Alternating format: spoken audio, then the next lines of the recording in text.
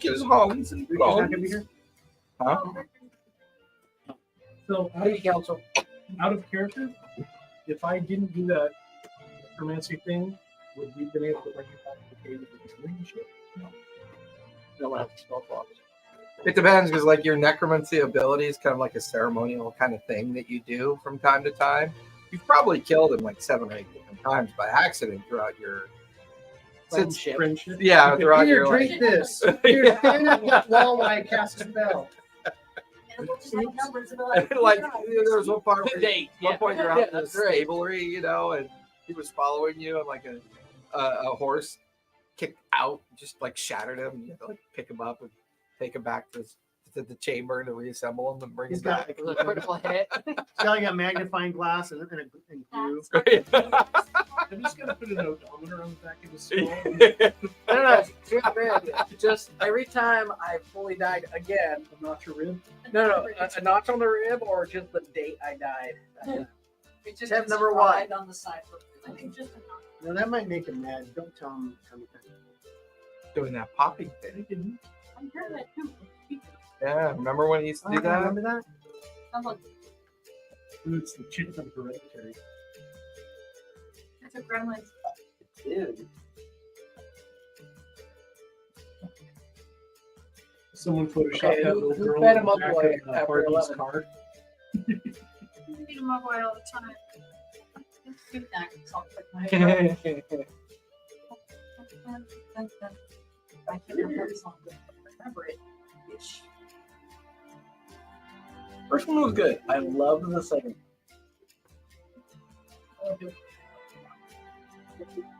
How did we fix that last time?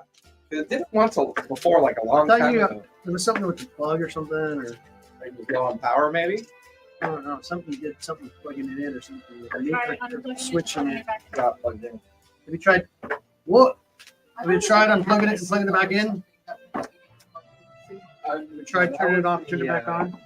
That was the other static we were getting. Lego. He's just like, I'm here. I am broken. Holy shit. What? I see something I'm going to be using. Good. What, your I arcane didn't recovery? no, I didn't understand it. It's the knowledge from a past life. When you make an ability check that uses a skill, roll a d6. Immediately after seeing the number on the d20, you add the number to the check. You use it twice. I think it's just a luck. Hey, you know, Yes. He said those are for Delta and Hospital.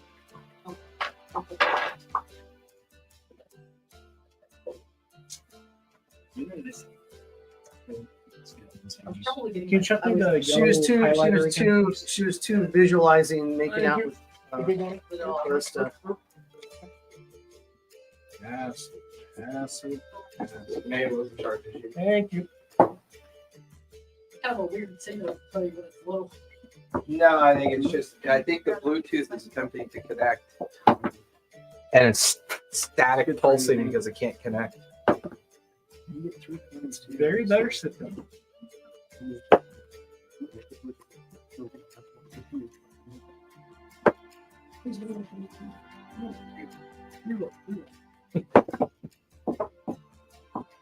Oh, Mom said she Some wants to dude- dress up as her character for the last film. For my finale? I'm thinking about it. She's been like, oh, I have it. Oh, Jason. Oh, here it comes. Time to hit. Maybe that's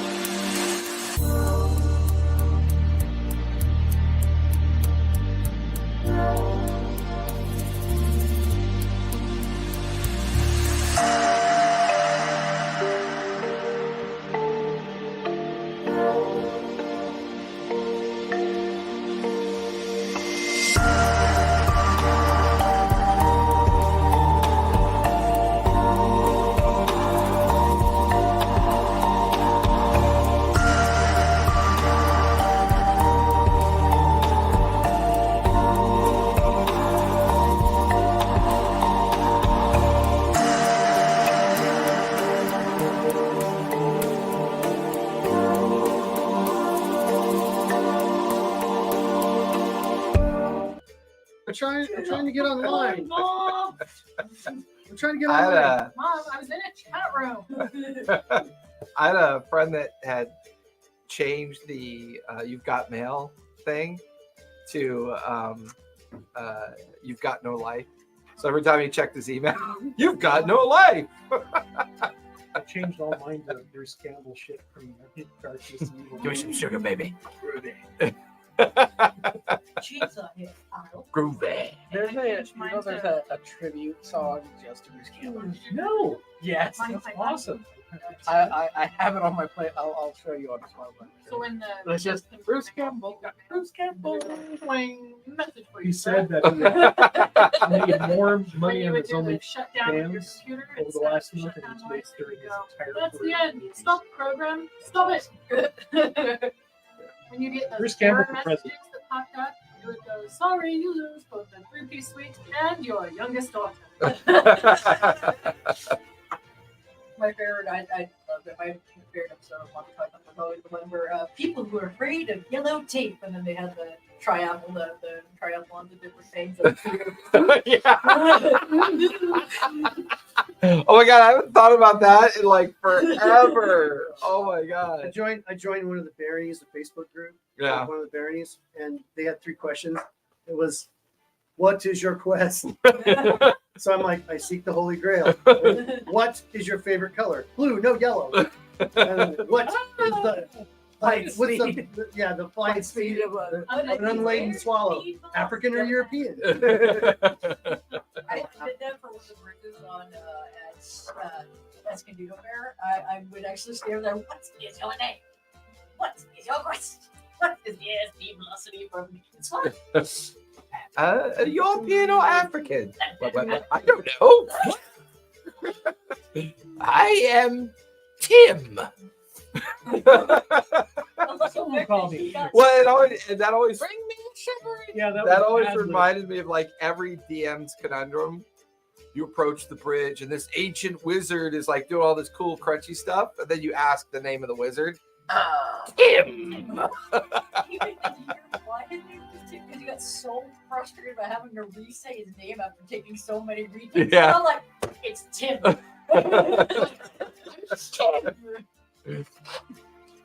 Oh my Tim god, the so wizard. funny. You know that was improvised? Yeah. Yeah, he got up there and forgot the name that they came up with. He's like, Well, I mean, let's face it, everything in Monty Python's probably half improvised, the rest indigenous for sure. And then suddenly the others had a Yeah. heart.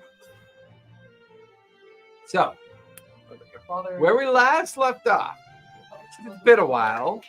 We'll do a full recap. Our journey began in the residence of Takit, and within the. I should always remember that. Bring up my. I should probably be on the right tab when I start. That helps. I was on my last session's tab. I'm like, what was that called again? No. Oh, that's right. It's called the devil. That's right. The region known as the Crooked Finger, the southern region of the Crooked Finger, is where Takit calls a small place home. The Valley of the Mired. Here, he would look over his ancestral home that was left to him by his mother. Though Takit maintains a secret. And that secret is he's not quite dead and he's not quite alive, as he is the last inheritor of an ancient curse that has been handed down from first male born of each different lineage. However, recently he had discovered that he was the last one, as the previous heritage born should have been born with the curse and was not. However, the family fallen into ill repute, but Takit had an opportunity, a gift, to finally become a sitting member of the council of the Center Point Fortress and participate in maintaining the balance of the East versus the West. However, some things happened. The ambassador delivering the request was kidnapped. It was discovered that Bronco, I believe, was actually secretly this ogre magi who was using the remote regions of the mire to smuggle in equipment and weapons that were being proliferated throughout the different kingdoms of Luna Verde.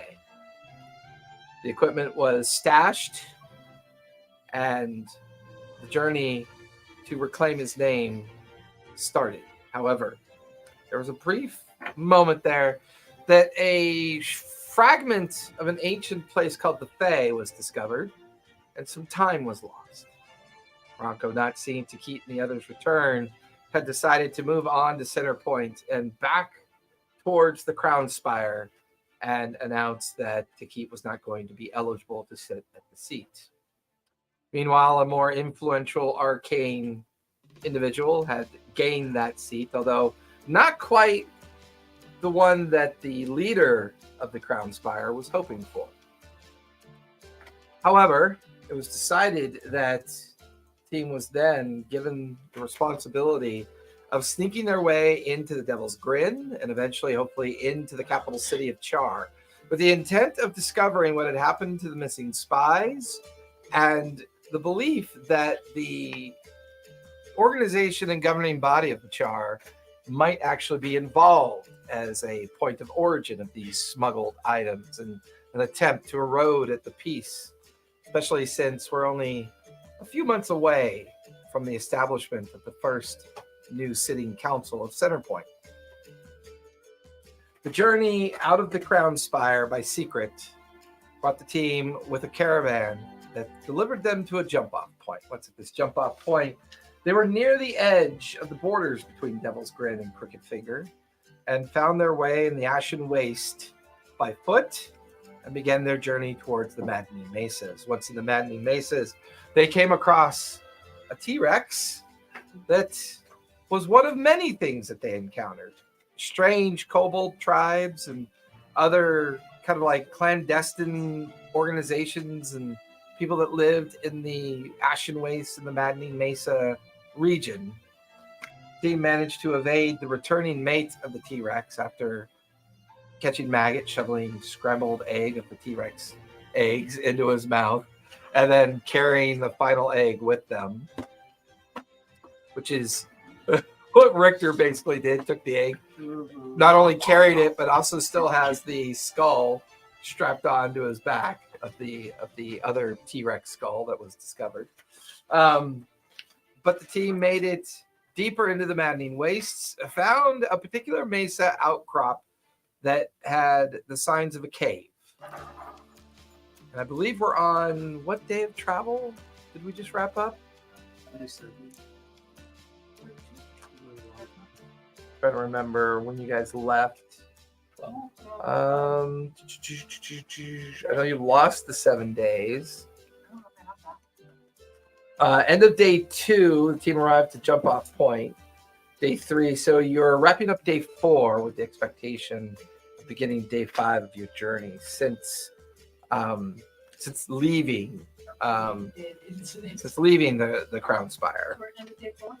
You're at the end of day 4. You found a cave in which to settle into. Thought about lighting a fire, but there was some concern about that, so you decided to hunker down in darkness. Richter, Baroque, Hands, and Alva and Hands. Yes, there was. It was Norwich. Was in Nolish. Plus, you're still working on the cipher, correct? That was the other thing that you're working on is the cipher? We figured out the cipher. We found out the names and then Oh, yeah, that's right.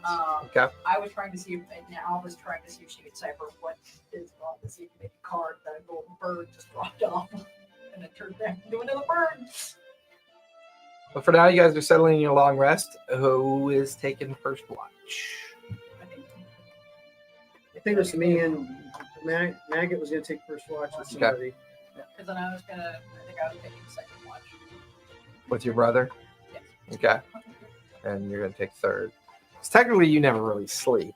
Yeah. You meditate to kind of recover your magical abilities and to manage yourself. You can take all the watches, then you can go on those. Plus, Do my cantrips take up memorized spell slots? they do not. No, cantrips you can use there's a limit to how many you know, but they don't consume slots. Cantrips are repeatable. Well, also, I think we decided for the sake of this game, all cantrips are bonus actions. Yes. All cantrips are bonus actions. Yeah. So your cards might say they're actions or reactions. Reactions are fine, but otherwise all cantrips are bonus actions. The Matt Mercer rule I happen to be very fond of. Well, it just makes sense because cantrips are already so simple. It seems odd that a very simple spell that does very little suddenly becomes an action. I've just never really been big on that. So Well, that's good. That's for bonus. You know, it's like if you use it as an actual spell at a certain level, you get like more action to it or less action. right, and then at that point it becomes not a cantrip because as soon as you upgrade it to a spell level, then you're using the spell essentially. One of the things I played around with was like if you are a class, like a depending on what the class is, maybe you get to use it as like, oh, if you're going to use an attack action with cantrip, you can attack once and then use your bonus action to attack. Now, with melee, they get the extra attack. At certain levels, Yeah.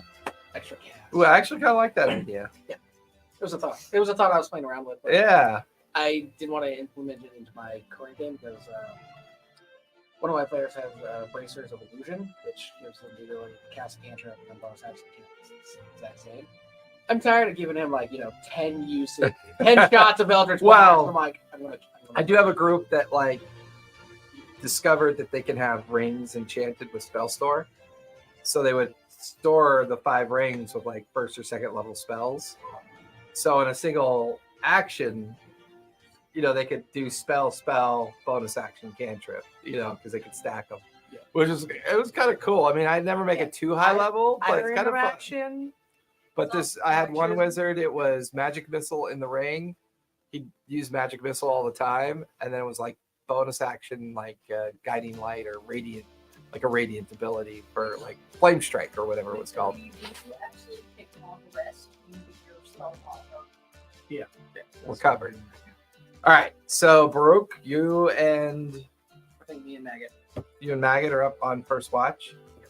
The two of you give me perception checks. Everyone else is either Takit is either reading or meditating while everyone else has drifted off to sleep at this point. 11. How very perceptive of you. Very non-perceptive of me.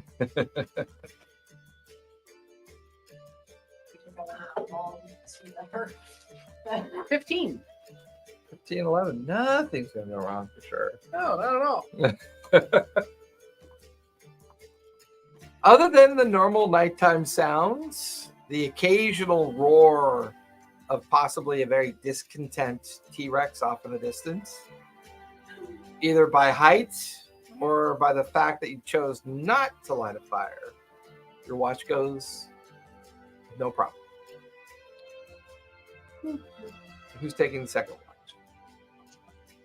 Wake up. The third. Wake up. Alban Hans, give me a perception check.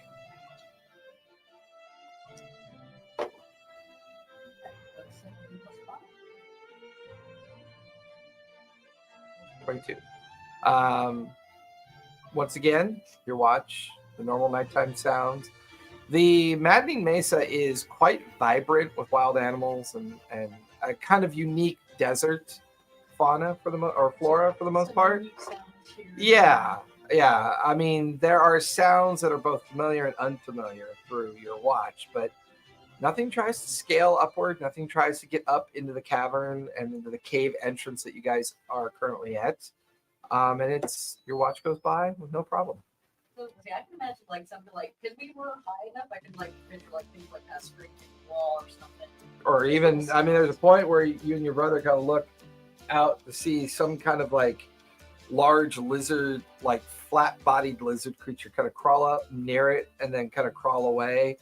Its tongue laps up at like a huge insect that kind of eats it and crunches it and kind of disappears into the undercropping of the rocks.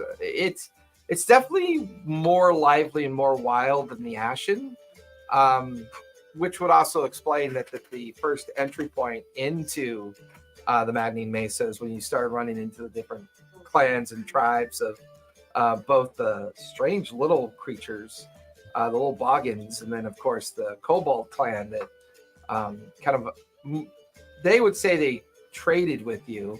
You would call it like just shy of highway robbery, but you know, either or depending on your perspective. That's all I want. But yeah, your watch goes by with no problem. You kind of go over and nudge Talia awake.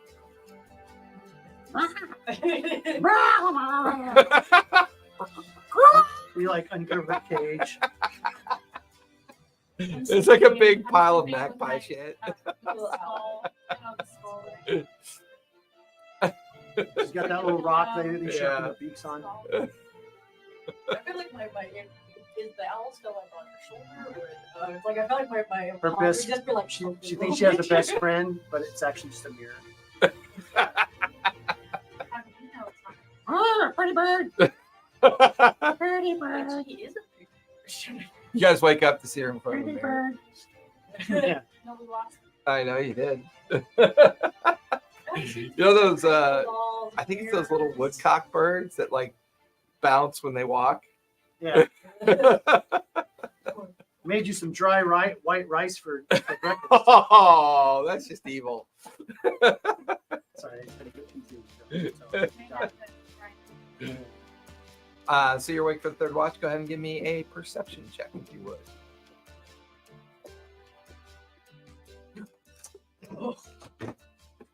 That is my perception, and do I perceive that I am not very perceptive? That part is everything pretends. 9. 9? 9. 16.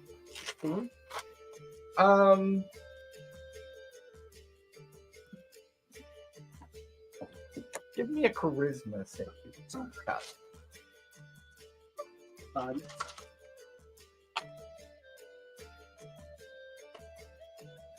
Get all these fireball dice ready.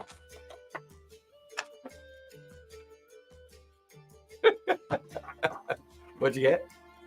A 7. Make sure that The owl, like, you can see Takit off to the side, just kind of going through his spell book, but also keeping a lookout. And he like looks at everybody else, checks the top of the cavern, just kind of, or the cave entrance, just kind of making sure nothing's slithering or sliming its way in and out. You hear that familiar voice. Hey, look, it's right there.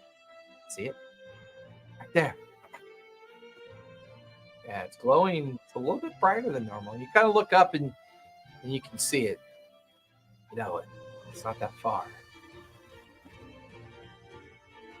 Maybe, but listen, you gotta try and get there. Gotta try and get there. There's a place there to get to it. Might be able to help me out. And we've been talking about this for a long time. Then it might be time to finally, we're going to be much closer than it is now. we're going. It's closer. Well, remember, Atmo moves, seasonal. I mean, as you're traveling with your friends, that thing's moving as well. A few more months, it'll be gone around the other side of the Luna Verde. You won't be able to see it as well. It'll be a whole nother season before you can make another attempt at it. Hey, look, your creepy friend, Taki.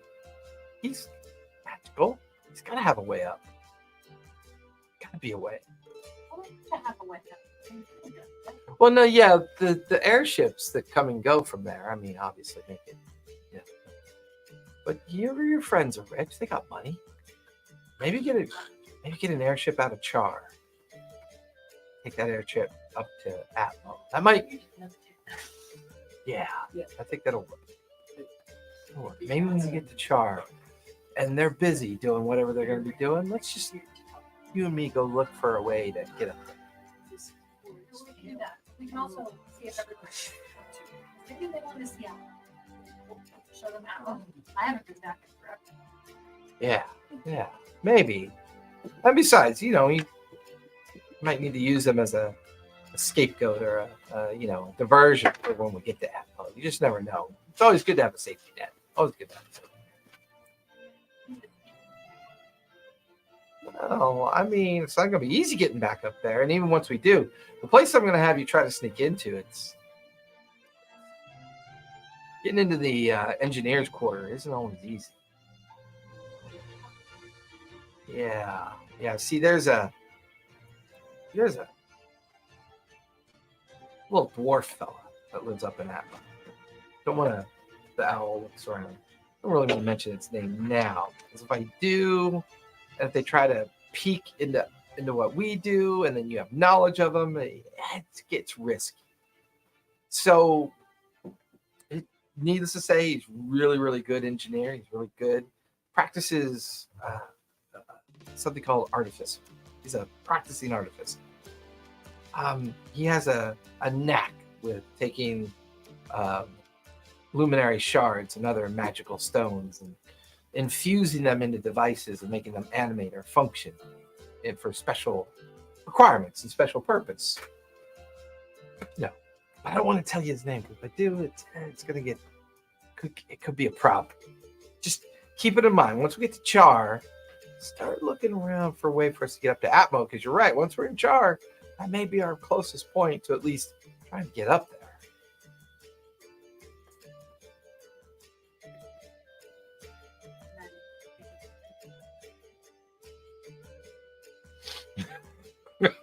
This huge snake grabbing Maggot along the cavern floor, Just like swallows it and slithers away. Having been Just kidding. I mean, Tried to connect. I mean, at some point, you need to keep watch as the sun kind of breaks the horizon off to the east and fills up the entrance of the cave with a bit of light as the beginning of day 5 is upon you. All of you stir awake after your long rest, so be sure to recover your spell slots, get your hit points back.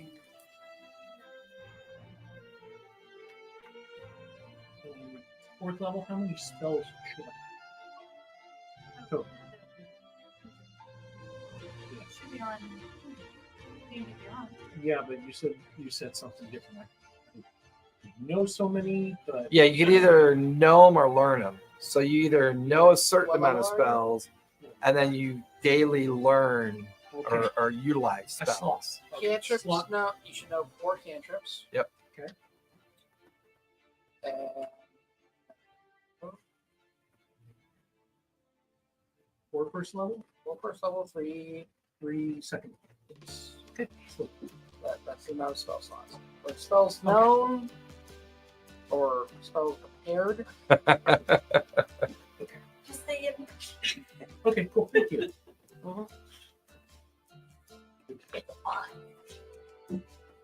The prepared spells you know equal to your intelligence modifier plus your wizard level. Oh, okay. So that's how many. So as you guys wake, stirring out of your slumber, and those that were finishing up the watch, you begin to take a head count, and there's somebody missing. There we go. You guys look around, and other than his mangled equipment and his severed leg over by his bedroll, Where's Richter? you don't see him. Severed legs. Hey, look at this. Yeah, he was I go looking- search his belongings. Give me an investigation roll as you kind of search the area that he was in. And so was the Doesn't mean he's fate. dead. I know. And so was the fate of everyone who decides not to show up to the good. Yeah, he's just polymorphed himself into a blade. And he's fighting. He's waiting for you guys to Shape leave. up my severed legs. Wonder Which one's powers activate? activate? Form of a bucket of shit. Shape of a bucket. What'd you get? 17. 17. Kind of looking around the area that he had bedded down for the night. There's a blood trail leading out of the front of the cave. There's a strange kind of side to side motion near it. The leg's rigid, like it's been sitting for a while. Land shark. But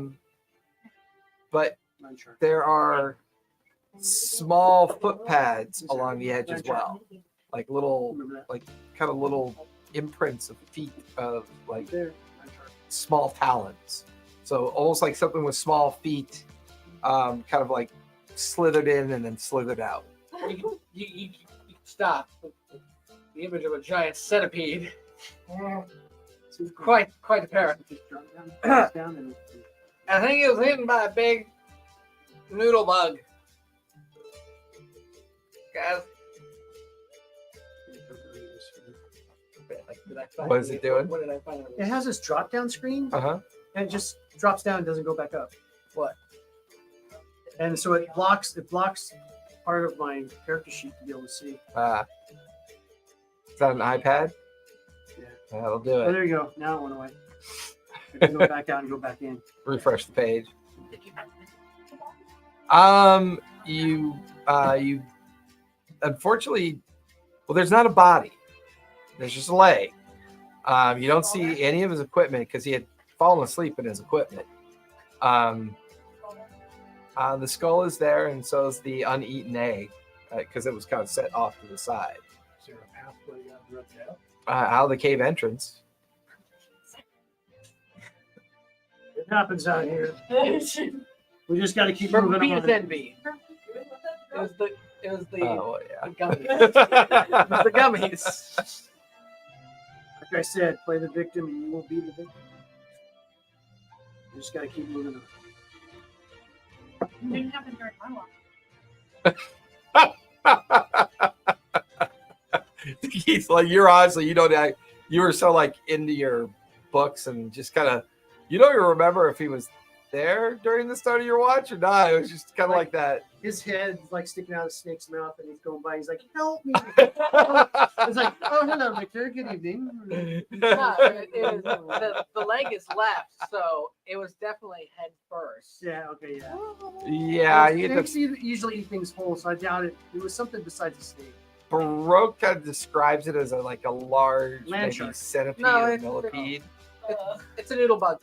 It's a giant leggy noodle bug. Let's I'll go. take the leg and we'll have to just throw a coat on it and then stick my bag. Okay. I did a nature roll. Too busy in the other world. So dirty 20. Yeah, it's definitely a large centipede. You can even see a fractured bit of mandible that was left behind. It was maybe about 12, 15 foot long centipede that snuck in and just snatched him up. And you get the feeling that when it did, it probably severed his leg and then dragged the rest of them off. You do know them to be poisonous, so it's quite possible it could have poisoned him first. Therefore, he wasn't able to respond. Is that mandible useful? Hmm? Is that mandible useful? I mean, it's a small fragment of it. I mean, it could be used for a component. Yeah. Okay. Take it up. Drop it into, just like a small piece of centipede mandible. Oh, it's very pointed. What's this green ichor? I can't move, but I can feel everything. Yeah. Like, this is incredibly deadly poison. I probably shouldn't have done Have you ever wanted to be a good spy? that. Don't do that. First day. I'm immune to iocane. That's not a thing. Oh, No, man. Well then, Beginning of day 5 so ritual cast just on the leg. Is it like just one hairy like leg or just Yeah, I mean, it's. wait a minute. I can bring it back to It life. smells like weed. You bring it back alive. I thought it was much. it just Wait, give me the. Oh, it's only a That's dinosaur gonna be skull. fun. You can put the dinosaur we head can't on. we can bring back just the handy helper. It's gonna be one. Bring back foot. Call it foot. Come on, Buddy! come on, buddy. A leg with a Tyrannosaurus Rex head on it. It's just like chops. See, that reminds me of all the mutants down in Futurama. Yeah. Down the Yeah. sewers. Just a leg with eyes. Maggot, I don't know if I'm gonna be able to carry this skull. Because it's as big as you are. Bigger. Yeah, you're pretty much on foot. Richter was Okay, your I'll leave it here. kind of like bulk. I mean, when Kinda- you guys there, you can come back for it later. Break up a couple of teeth. Isn't your bat with us? Yeah. I think it's bigger. It's about the size of Belfry in general. Plus, Belfry's not a pack animal. No, but She's a stealthy, quick mount. but just Yes, just think, exactly. Turn his Belfry T-Rex into a skull with snitch, wings and out of his its skull mouth with wings. would terrify the hell out of people. Cast an illusion on it. Just be this undead T-Rex head flying around the valley. Bring What? me the map. You watch as all these kobold clans just go. Yeah. Start screaming in terror. No, gather them together in 100,000 kobolds. will take the city. That's how we sneak in. Blood. Just all like little minions. None of the little sloth ones that are.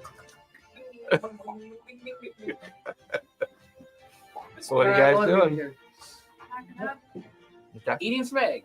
Yeah, egg for breakfast. But I put it like on a rock or something inside there to make it look like a shrine. Been painted, so And leave a box. Get some So egg people- yolk I all on mean, the give me a wall. performance check on that one. And then I'll put the egg. I'll put We the can leave I'll some put the of- hollowed out egg in front of it. It'll look like it's a. we can leave- guidance. We can leave some of the kobold offerings underneath the Yeah. skull. Right. skull. Do it upright. The stuff that they gave us. Little thingies, little Little trinkets. trinkets. What'd you get? Natural one. No, 5. no, you've got a Guidance. Guidance. D4. D4. Oh, joy. Okay. A 6. Okay. Thanks. You're welcome. It's better than 5. I guess. Watch us go. The threshold was a 6. Hey, that tablet behind you guys stop playing? Possibly. Yeah. I died. Shouldn't have. I got it plugged into a charger. What is that? Just tap the screen. Yeah. I heard about it so quiet.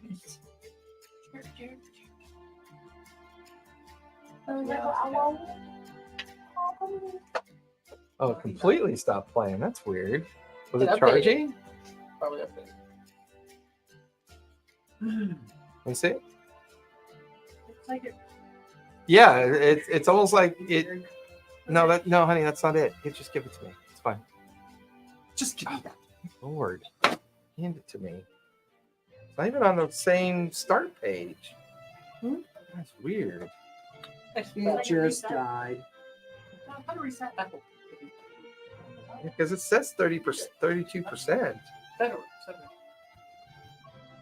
Hang on. Macintosh and It's broken. A tablet broken? It's not even opening That would anything. just be a mess up. Yeah, just do that right there. Keep the elbow right there. It's not working. there you go. YouTube won't open. It keeps slamming shut. is Low back pain. is the internet down because it wouldn't it won't if it can't work. No, if the internet was down, we would be No, down everybody's on would be screen. that. See how much? I have ours. Not like we want. That's really strange. like Like two the that- tablet just did a major hiccup for some reason. And the green part. It's something. I'll do the background noise.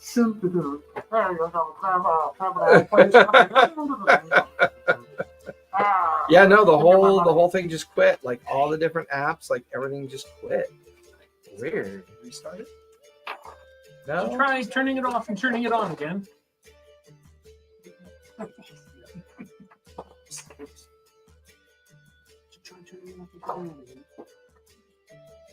There are a lot of things that I would like Do to try that. that I'll be with. back.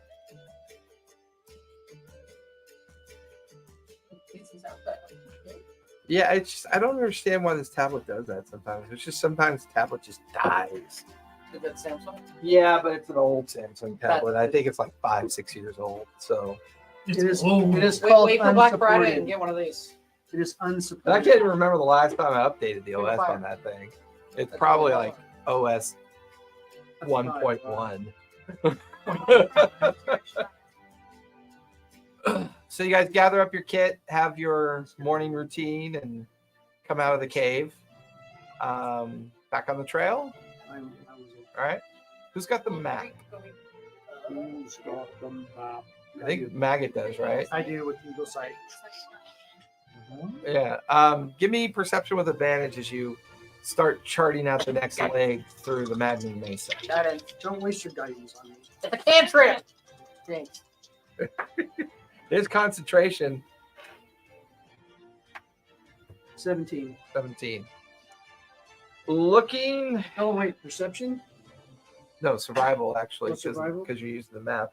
So Uh, survival with advantage. 17. Okay. I wish guidance was- 25.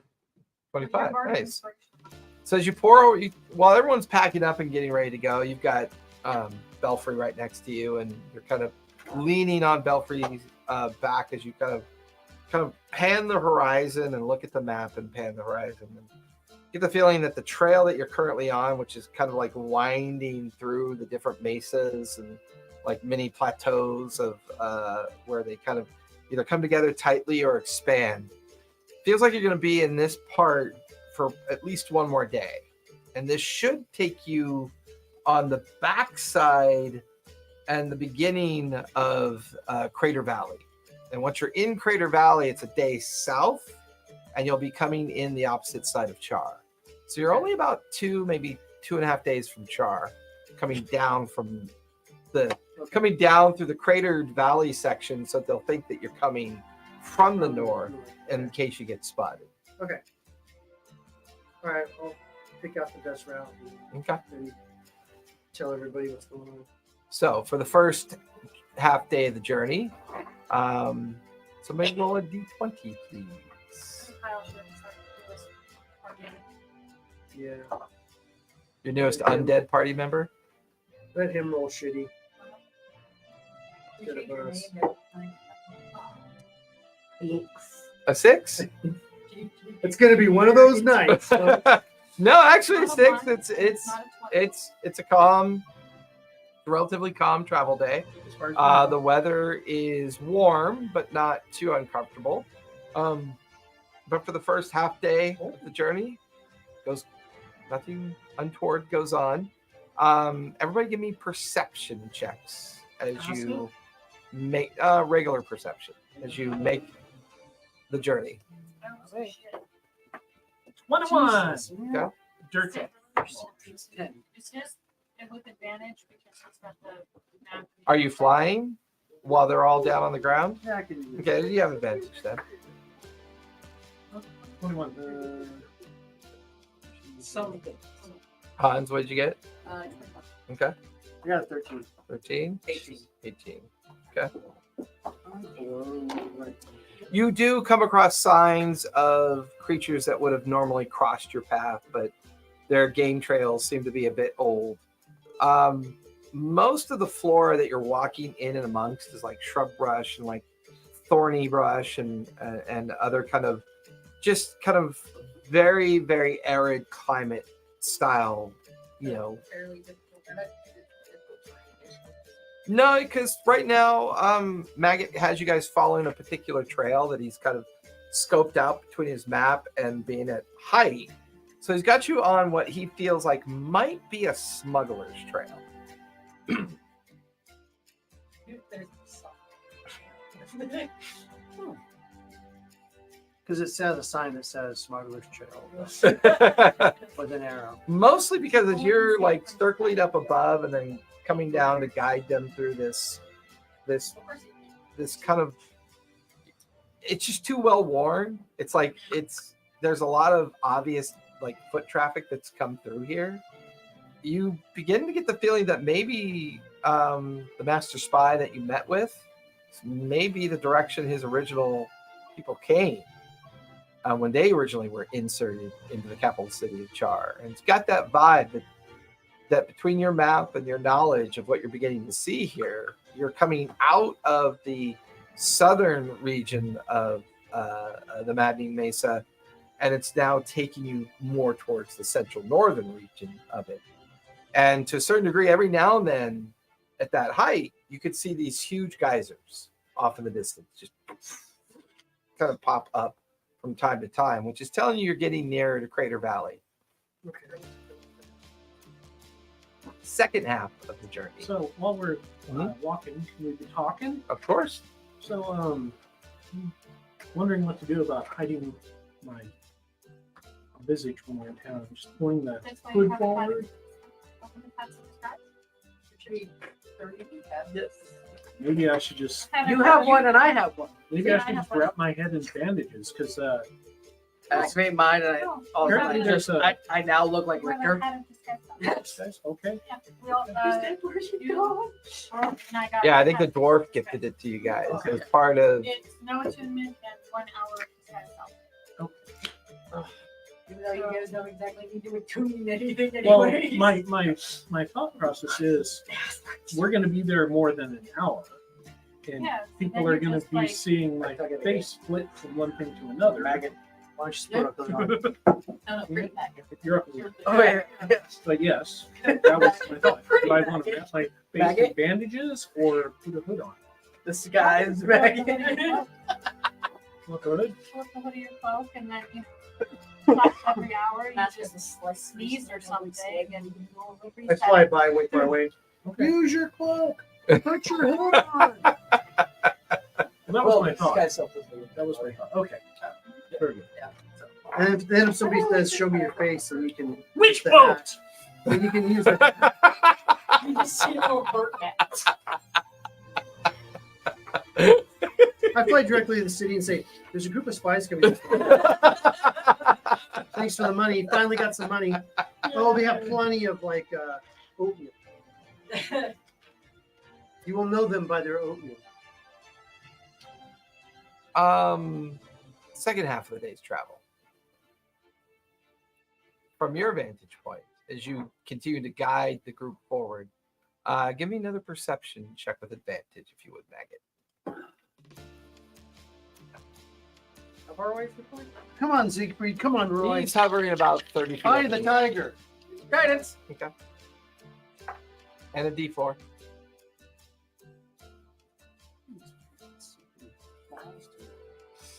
Ooh, sounds exciting. 19. I mean, as long as you don't mind randoms. 19. Off in the distance, about a 19, mile you're up. complaining about it? Well, he's always complaining about shitty rolls that are under 20. About a mile up the pathway that you currently have them on, you can see a dust cloud as if maybe a large group of something is kicking up the dust up ahead. It's not coming directly in the direction that you guys are traveling. It's kind of coming more from a kind of like a northeasterly, which gives you the feeling that they're coming a southwesterly at this point. Okay. I'll just let things happen. I'm just Okay. kidding. No, I'll go down. I'll warn the party. Okay, you come down and you guys hear Maggot say that about a mile out, there's a large party of something coming in the general direction, but maybe not on the same path.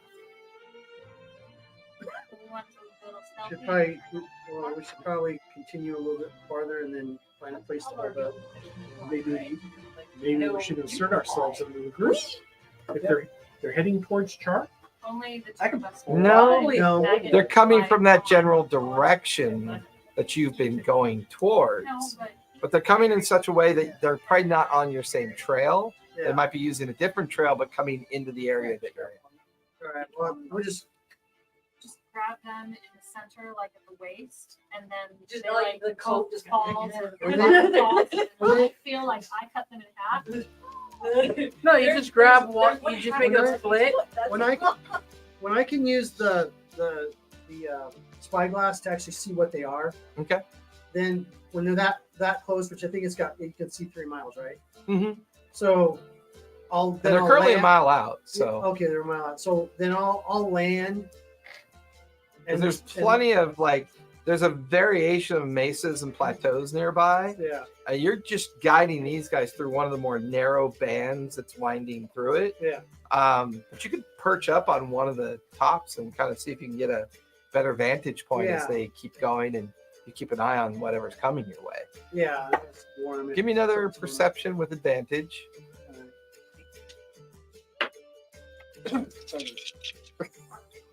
Sucking balls.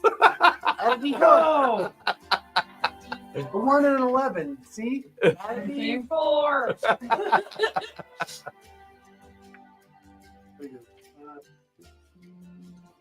15 plus 21. 15 plus 6, 21. As you kind of balance the spyglass and you're looking, there's about a dozen donkeys with heavy packs on, like heavy burdens on the back. There's maybe a dozen gnolls kind of walking parallel with them, but they're all dressed in kind of leathers and duster coats and like designed for heavy like travel. Like you can tell that they're dressed for travel. Kind of leading the whole entourage is this very beefy looking ogre individual.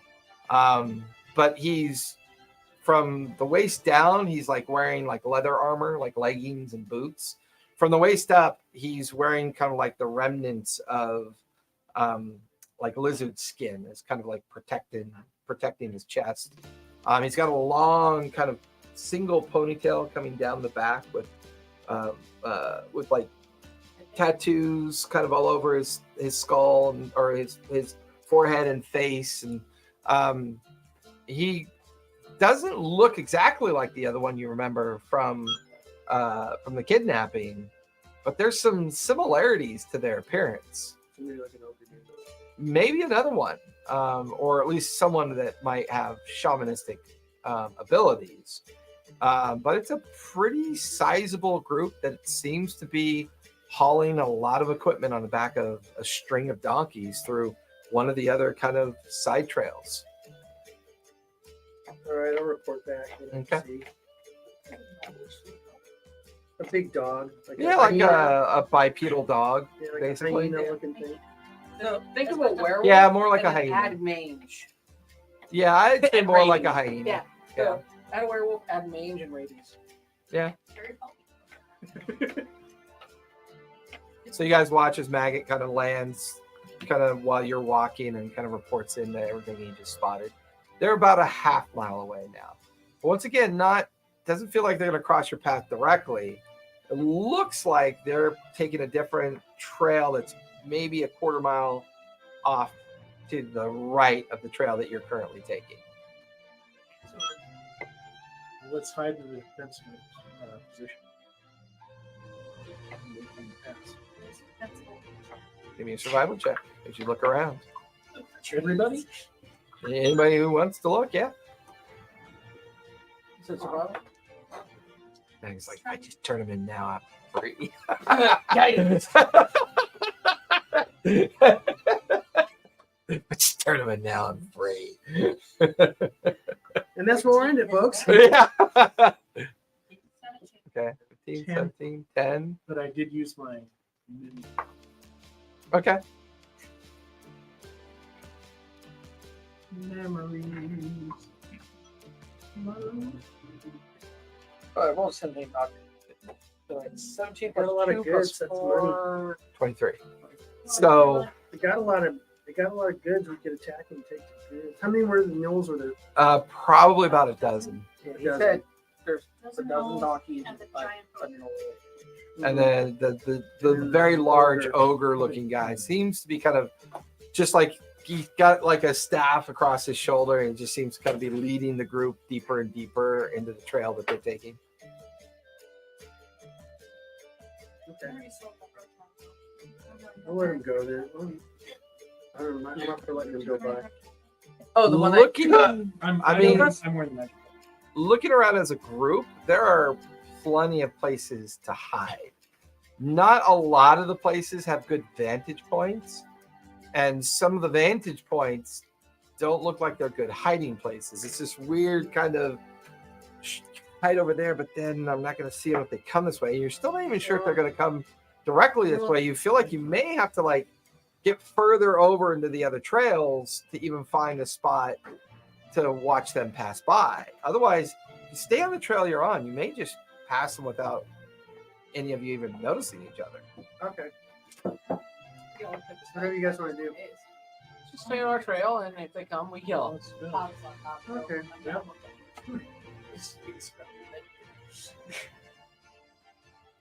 As the second half of the journey continues of the day, everybody give me perception checks. Have any minions? None of this area, no. No. 18? 18. 18? 24? 22. 22. Ooh, finally some decent rolling. You see it. The rest of you can kind of hear it. You see a small curling of a campfire up ahead. It is starting to get late. The rest of you can hear guttural laughter that sounds a lot like the laughter of those that you fought at the dinner. Just that guttural, deep-throated, gnollish laughter coming from up ahead. And it's kind of like echoing off the caverns. But as you look over your shoulder, you can see the column of dust behind you now. It's a different group. Okay. They're maybe 100 feet or so up ahead. Hey, I have great rolls tonight. I'm gonna go ahead and I'll sneak up and see if I can see what's going on. Okay. So you land Belfry and report to everybody. Yeah, but they have stuff. I see what they're doing. Bardic see if we can get inspiration. by. You're going to give Maggot Bardic Inspiration? Okay. So you're going to try to stealth in the direction you think you can hear the laughter coming Yeah. from. Give me a survival check for starters. What are the rest of you doing while Maggot's sneaking off to go check this out? Frozen, looking for a bush to hide behind. Watch as he picks up a branch. I got a 15. 15 on your survival? No, Okay. you hold up a bush. Go ahead and give me a stealth check as you start to use the undergrowth and cover of the Come on. ground. God, We do a lot of dice chucking. here. Okay, 17. 17? Okay.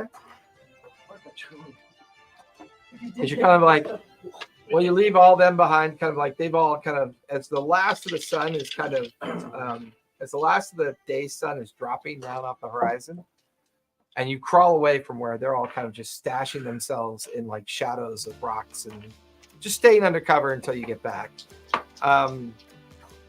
What's your passive perception, Talia? To keep Passive, 13. bones. 12.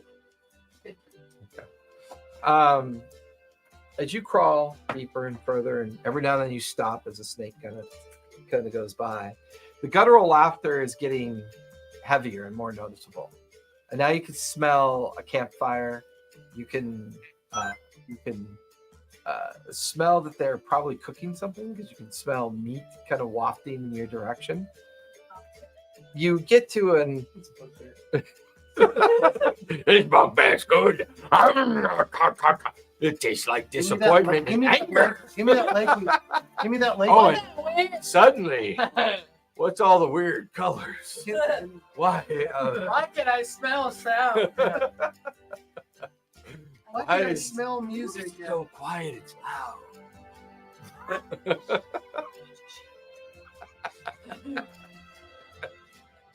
I go back and bring Richter's leg as a peace offering. Guys, I got some meat for you if you let us go by. Killing me, small. I knew Richter would come in handy one more time. Oh, I'm just having flashbacks of that night. I'm just like, oh my god, I'm imagining all these gnolls dancing, taking their shit in their drawers. Now they'd all be like this.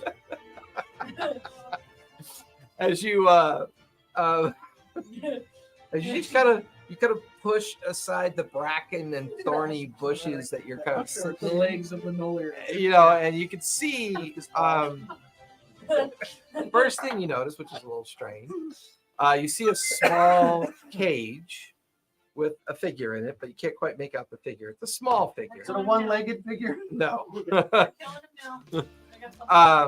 You can see 6 gnolls There's 2 up on a ledge, kind of keeping an eye on things. The other 4 are around the campfire, kind of drinking heavily from like a small cask, and they seem to have a lot of supplies with them in general. Just like their huge packs are set off to the Are side. they like warrior? Um, guys, a bunch of weapons and stuff. Or? Give me an insight check as you kind of examine them more closely. Yeah, let's do that.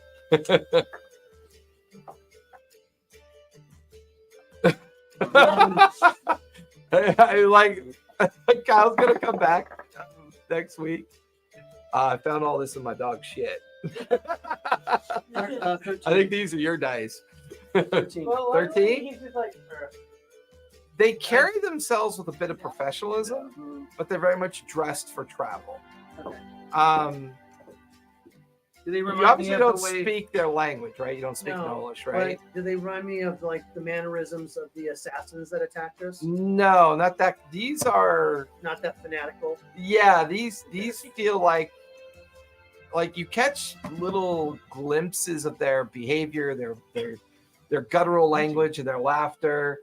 These guys are very laid back, casual, and every now and then you catch little snippets of what's called Luna Common, which is kind of like a version of common within the different societies of the Shattered Kingdoms. Okay. They seem to be tasked with delivering something, and they're taking an evening's break before starting up their journey in the morning. Okay. You said there's 6 of them. 2 up on a ledge, 2 up about on a 20 ledge, feet high, 6. keeping an eye on the camp, as well as the trails that lead into it. And there's 4 gathered around campfire. Okay. Beyond them, there's a small humanoid-sized cage, and their packs are all stationed all over the place. They've got little casks and things. They've set up an impromptu camp at this point. What are you looking for? My displacer be sick. Oh, All right. I'm gonna sneak back and let the others know what's going on, and if there's somebody that we might have to yeah. rescue. Give me a stealth check on your way back. Yes. 26. Okay. Almost like My depleted uranium like dice a came ghost from- just appearing out of nowhere. You guys are kind of like in the shadows, and then there's Maggot like amongst you. I'm just sitting there eating beans.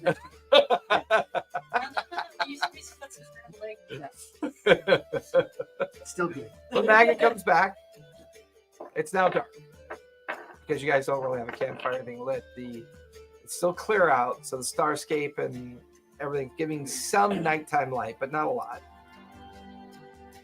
It's early evening, very early evening at So I this tell you point. guys what I saw. You got somebody in a cage. So everything that I told him, he Getting now away from the shares with you guys. Getting away from What, Yeah. who's I couldn't tell what they looked like. who did Maybe they don't. They're small. Maybe they're halfling. the goblin? Maybe it was a goblin. Maybe it was a kobold. I don't know. Maybe it was a child. Yeah, maybe it's a child. Them's good eating. Maybe it's a little bird. That's good eating. Maybe it's a little bird. I don't remember. No, I just remember it. You know what? Maybe it was an animal that could be a pet. We don't know. Oh no. Oh, so Talia's like all of her feathers go. What? She's a cockatoo, She Craig. goes that thing, and they where their neck goes like in and out real quick. Yeah. Counselor. What to discuss? Alright, let's mess Audrey. Audrey Murphy. Oh shit! I forgot you. Yeah, I don't know if I have to roll. No, you don't. You just tell me you cast augury on the idea of the person in the cage, or encountering the gnolls, or what are you focusing on?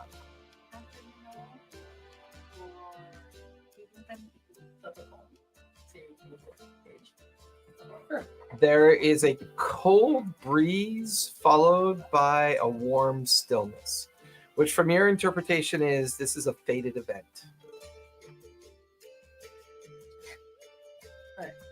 Wait, the person in the cage being a fated event, or us encountering them being a fated event? Well, you said you were thinking about encountering the gnolls, or you're Yeah, encountering the gnolls. Right. Or that's two separate auguries. Oh, how about this? I'll flip a coin. so that As means we that encountering the go gnolls in. is a fated event. Correct. Kill the Okay. gnolls. thing in the cage too. What does that mean? Save the people who page tails. Don't It save the means people who that page we heads. are fated to encounter them. Say the people in the Just encounter. head That's not run Well, away. why don't we tails. go and talk to them? See what happens. Don't look at me. I'm just the DM. And we can see what's in the cage and decide whether to move on. Do you remember the last time you wanted to talk to someone? No. You don't? Yeah. Let me recall, please. The time you wanted to talk to the Bubblegum on one side. Kobold like tribe and the Ogre Magi, That would go. and it did not work out. What you said? You said that there's a couple of them perched up Watching on the out. cliff, right? How tall was that cliff? It would have been about 20 feet up. How many of What them if we- are there? Got that? All Started right, off, Total? pushed them There's down, 6 and in then the started That he saw. just flinging Mm. things down at them. I'll take Belfry. We'll do a stealth dive on one, knock him off. I can I'll just engage stop the that other here. one. You guys attack the main camp. As soon as I take those guys out, I'll circle and come and help you. Could you fly over and look I down will. with the, How about I go with you? That way, look down with both- the scope and see what's in the cage? She already said it's faded. Faded. Fated to encounter them, not fated for.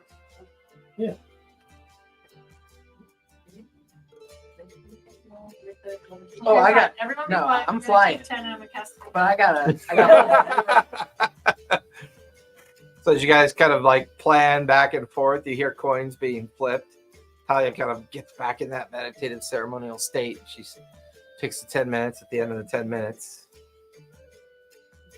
Attack it all. Same feeling. Feels like a fated event. Like for your celestial interpretation, fated event means that whatever the occurrence is, it just feels fated. Whatever happens, will happen. Let's go get them. Your clutch. They're not That's true. 1 to 10 we go. That's the point. Ask your chaunch. You're John.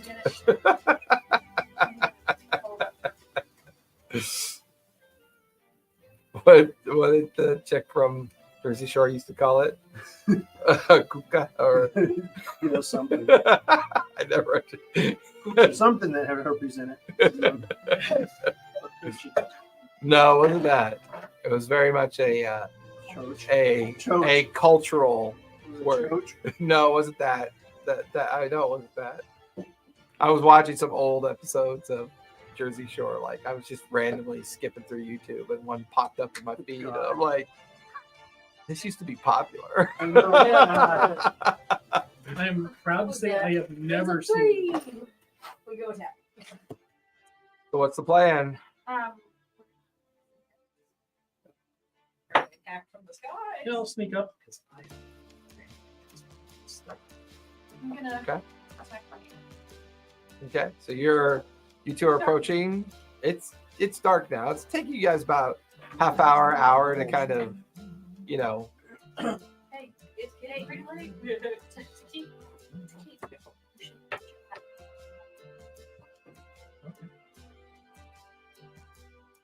I I'm describe fly them. too. So I'll Okay. shut up. I mean, I can describe them. yeah. I We mean, already plus you fought have the Noel. personal connection to the ones at the dinner party, so you know what they look like. I can describe what they're wearing to them. So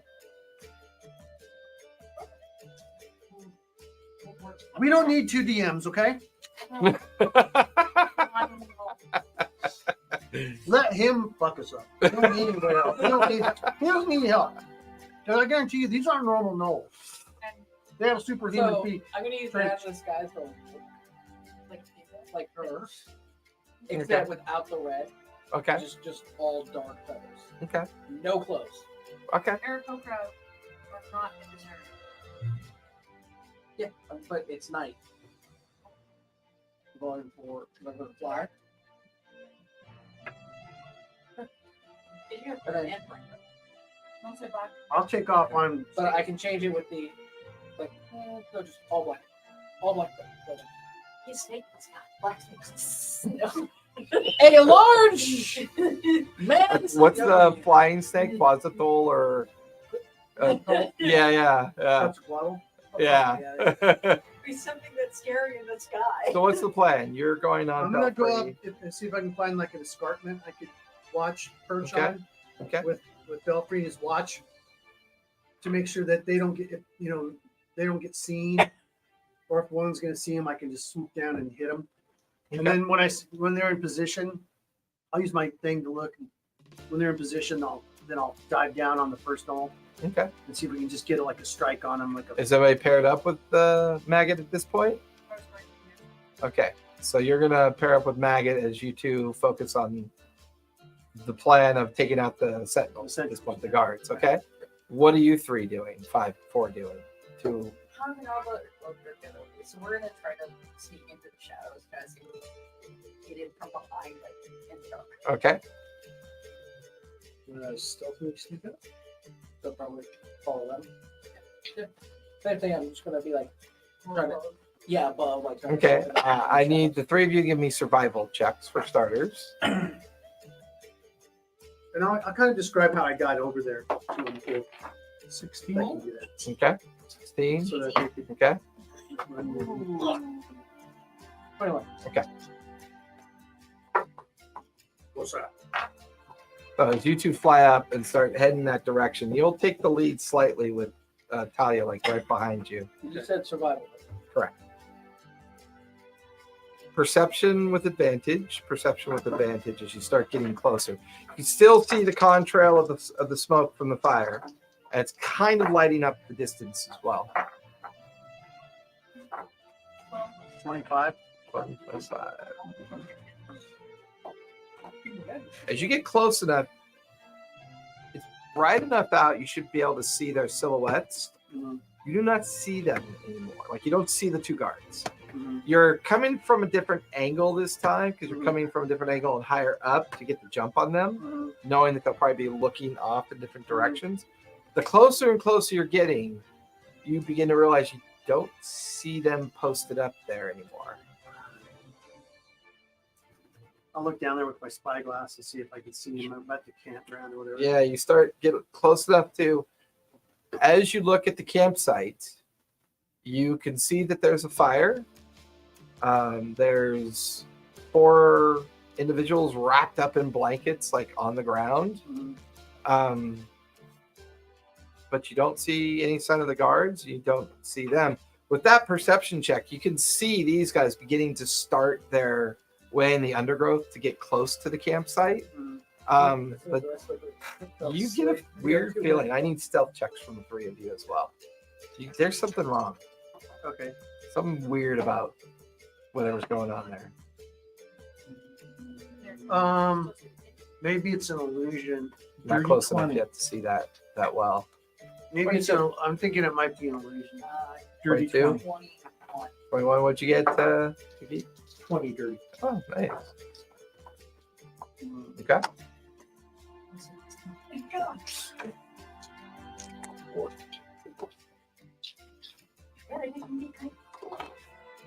What are you doing? All right. Well, I'm gonna go down and to where the first one was at where I saw him at. Oh, Where the 2 guards were? yeah. Talia follows you. And I'm gonna swoop down as if they might still be there, Okay. even though I might not see them because I know they have some kind of caster in the party that can maybe do an illusion of them Maybe, not yeah. being there. Yeah. So I'll just swoop where I thought they might be to see if we hit something, and then swoop back up. As Talia kind of stays just out of range to kind of watch you swoop down, as you get about 3/4 of the way down, you can see 2 forms lying on the ground, headless, where they Huh? were standing. You're headless. Oh, they're headless. And you can see like a shiny liquid pool underneath their bodies, like they bled out. Okay. I'll go by and kind of swoop down like that, and then bend around, and then come down, and I'm just gonna land. I'm just gonna have Belfry go like down like this, and I'll jump off of her and then Okay. I'll go back up. Okay. Landing in the camp. And I'll just land right in the camp where the Yeah, where as you they're land sleeping. in the camp, you can see seeping out from the 4 bundles Mhm. rivulets of like blood draining into the sand. You look over, the cage doors open. We're all dead. Just kidding. Okay. You're up above, you can see where the 2 dead gnolls are. You guys get to the edge of the encampment, and there you can see Maggot in the very middle of the encampment. Look, he's got his weapon out, looking up towards Talia. Belfry's circling above. No threat, just 4 corpses around the campfire, and the cage door just kind of creaking open. I'm gonna land in the camp too. They're already dead. See And I'm invisibility. gonna Search the cage. Okay, as you step out of the undergrowth, you pops the invisibility, you look around.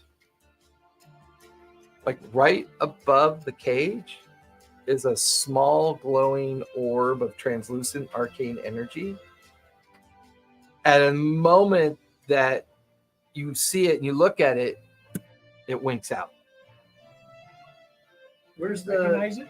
Give me an Arcana check. Do I see the ogre? The ogre was with the other group. Oh, there's no ogre with this group. No. Okay. Yeah, this was a totally different group. Okay. The other group had already passed you by the time you ran into this group. Need investigations. You go over and examine the 21. cage. It was somebody had just winked out a scry spell. Someone was watching us. We're watching the camp. Someone saw us. Right? Detect 10. We'll solve those. So you for the next how long is it taking you? 15 minutes? 20 minutes? 10 minutes? up to 10 minutes. Okay. You watch as Takit puts out a bubble of energy and starts wandering around the camp. What are you 2 doing? You watch as Talia goes over to the cage and starts searching through it and examining it. Maggie, you're in the middle of the campsite at this point. What are you 2 doing with your time? I'm gonna start with the bodies up top. So I'm gonna investigate first. You're going to make your way up to the Yeah, lookout point. Okay. Again, just making it really dramatic, flapping the wings. Even though, like, it's weird. I'm going straight when the wings are going like this. You said something doesn't still feel like. I said that to Maggot. Well, seeing all these dead bodies, I would be not- I would Yeah, I know he say does the work. one thing that you and your brother pick up on doesn't look like there was a struggle. Whatever happened Residue. happened Somebody's good. with like Somebody's real. yeah, like you're watching Talia search around the cage. You're watching Maggot kind of keep an eye on the camp. You know, Takit's wandering the camp with detect magic bubble out, kind of looking for things. You watch as Bones starts heading up towards the lookout to go and take a look at whatever the corpse's conditions might be up there. You can give me insight. See if you guys recognize it from your connections. Kellen? What? Give me an investigation check. I And actually what'd you say- get? 10. You got a 10, I right? say Kellen. Okay. Investigation. Ooh, 20. Yeah. Okay. 20 was- You get up to the 2 corpses up on the lookout. 24. Give me investigation once you get up there. Okay. Okay. 17. Okay. As you examine the cage, there's a couple things that you notice is a little strange. The area of the latch and lock, something burnt it off. Like something used acid to get it open. There's no obvious footprints or any disturbance of the sand and dirt around the cage. Other than that, there's not much here. This feels like it's isolated from this position. As you turn to look down to where you can see the campfire, the 4 gnolls that Takit's kind of with Maggot's help dragged out so that as he cast detect magic in the area so he could pick up on things. It's almost as if there's just no evidence that anyone was here. It's strange. You got a 24. As you, I mean, you're just like you're looking around. As Maggot, you kind of uncover one of the old bodies underneath the bundle. Perfect second smiles across their necks. I mean, just perfect. From ear to ear. But what's strange is their eyes are wide open. Somebody has purposely put them under these bundles, almost as if to dissuade curiosity. Like, this feels like somebody has set this up to give them time to escape to a certain degree. And you kind of wander around, and after a while, no detect magic, anything. I go to the Nothing. cage and see if I can pick up a trail. Survival check on that one. I will not shout super loud, but I will raise my voice a bit and say, kill it. No response. Okay. And what were you investigating again? The bodies? Oh, yeah, the inside on it. This looks familiar. This definitely feels like a hit. This feels like somebody waited for the right time. It also feels like maybe somebody saw a maggot and used the time between Maggot's appearance and the understanding of his eventual return to do whatever they were doing. Almost as if they didn't want to be interfered with. It looks professional.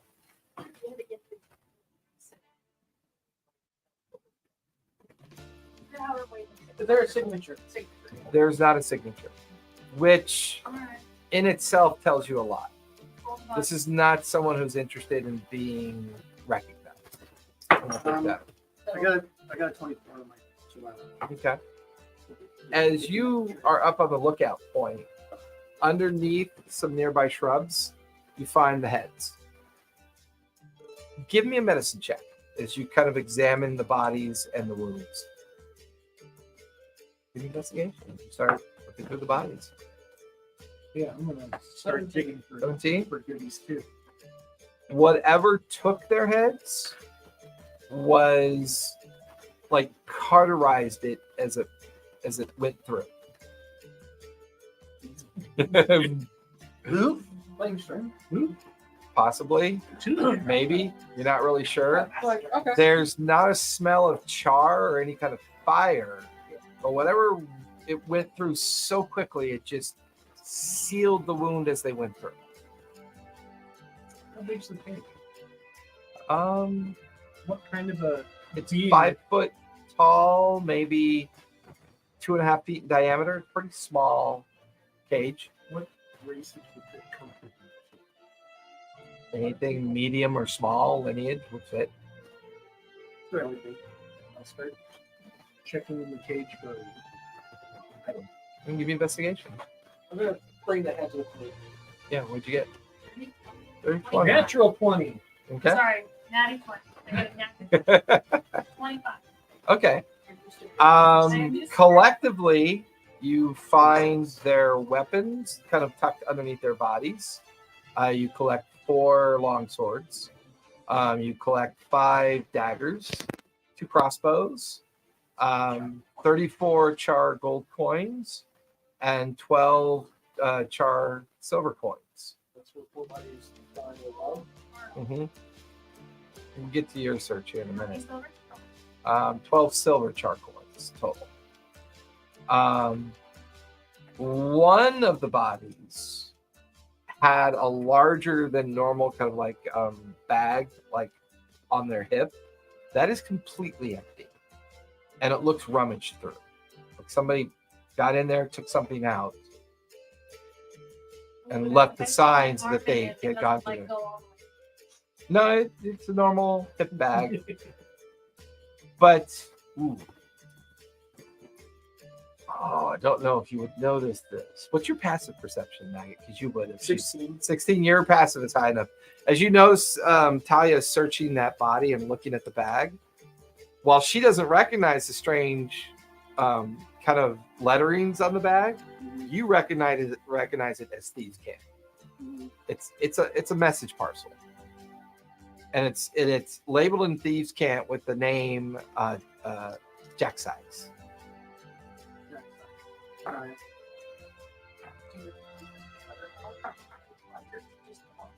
It's the only one that Talia noticed. Otherwise, I'm checking all of them back. Yeah. If I no, can- no. I mean, he's already walked around with detect magic, so. It's okay. How do you spell Jackson? JACKSEYEZE, Jack Size. Did I pick up any like prints leaving the cage or anything? What'd you get in your survival game? 24. Okay.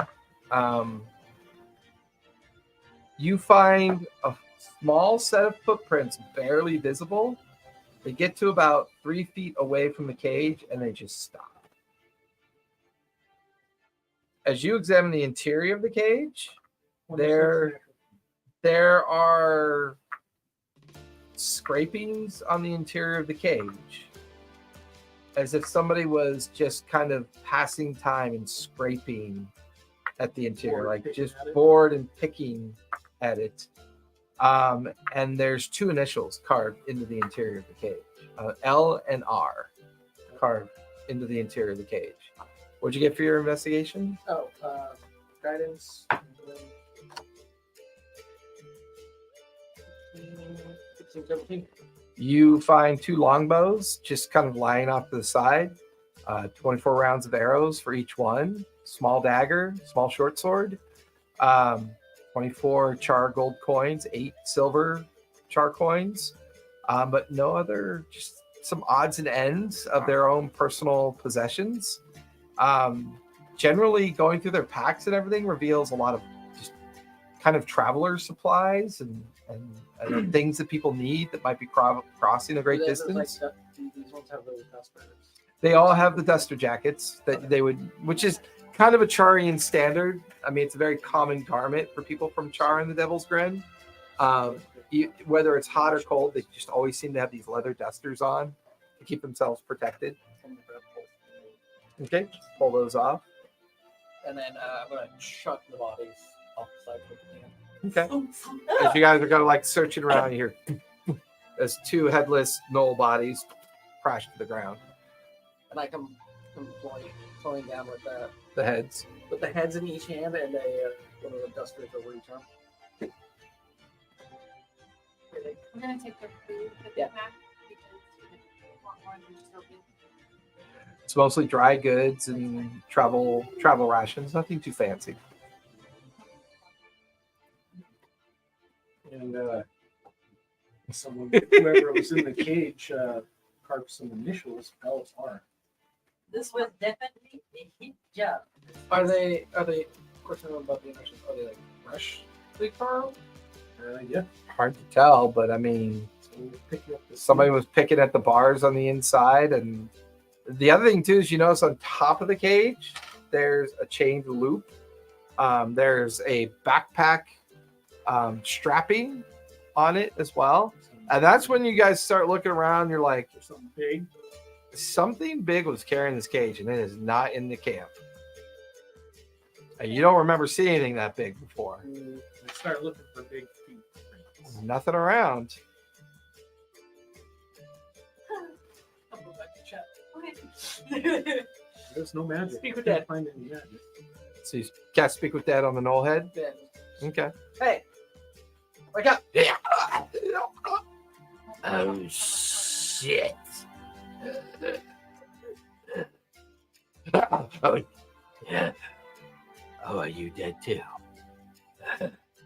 Kinda. Whoa. Whoa. It's like eye kind of drops out of the socket. Let me get. Thank you.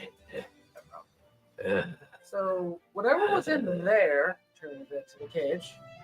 Oh. Did that to you and that to your friends. No. Yeah. We just got here. Saw smoke. Are you asking me if what was in the cage killed us? Yes. No. Are you sure? Yes. I mean, technically, the first one was his question, not yours. I know. There was only one question. No. It's What was in two. the cage? What was in the cage? Prisoner. Who was the prisoner? Somebody that was given to us to take to be delivered to a strange, creepy person that lives in the mesas. Don't know his name. We just were supposed to meet him at Flat Rock. I look at the map and I'm looking for like Flat Rock to see where it's at. Give me a survival check as you check all the different titles and It's labels a and suburb of geography. Bardstown. Yeah, it's a suburb. Oh, I remember Yeah. what I saw And it's a bunch of little, like, track home. a 9. A 9? No, nothing labeled Flat Rock on the map. Was this all of your party? No. Big guy's not here. What's Big Guy's name? I'm not going to tell you that. Chuck. Grab the other one. Yeah, the skull. If you want to use the skull. It requires How many times can I use that ability? Just once a day? What ability? For me to be able to His speak with that. You're inherent to speak with it once Yeah. per day. Yeah. So the skull, I think, is once per day as well. All right, I'll hold it. No, I'll hold it to you this time. Die attuned to the skull? I think I had attuned to the skull. He did leave. No, he wants the skull. Well, I haven't attuned to it, so I'm just gonna hand it to you. And then you can give it to the skull. Right. Pink. Yeah, you smack it with the skull, the eyes open up, and the long no-like tongue comes out. Yeah. Hey, Yeah. hey. Spoke to your friend. The rest of your group got killed. We want to avenge you. Big guy's missing. What's his name so we can find him? Ortel. Ortel? Yeah, Ortel. He's a troll. Good to know. What's the guy? Ortel. Ortel. Who are you delivering the cage to? Don't know. No name, nothing? No, we're just supposed to go to Flat Rock. Who sent you? Our contact in Char. Well, unfortunately, you guys aren't going to get paid, and I don't think he will either. So, what's your contact's name? Don't know. It was never given to us. That was 5. All right. It wasn't a troll. You want to talk to any of the other bodies around? There's still more.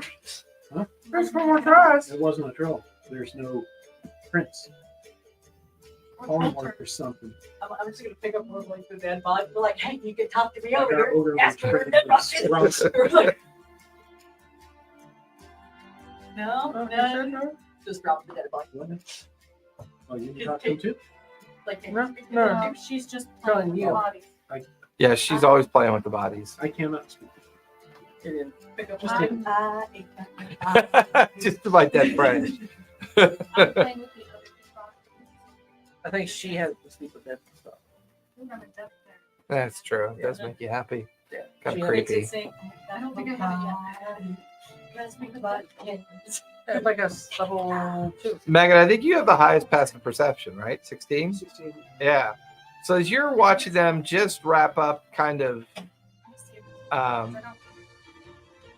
finishing their conversation with the 2 dead severed heads, and they're kind of going back and forth on trying to figure out the information they just learned, and this troll named Ortel, you're like, would be a pretty big creature that would leave some kind of sign, and that's when your eyes kind of come across the campfire. You don't quite remember the campfire being that big last time you were here. It's a little bigger than it was before. Oh no. And you can see slowly burning ashen bits of bone in the fire. Ooh. Trolls in the fire. Yeah, you get a little closer, and sure enough, you can see the remnants of like bone that is quickly burning. Trolls burn quickly. Like little bits of it stacked on top of each other. It is like as you watch Maggot looking, and then you kind of pick up on what Maggot's looking at, and the 2 of you are standing there.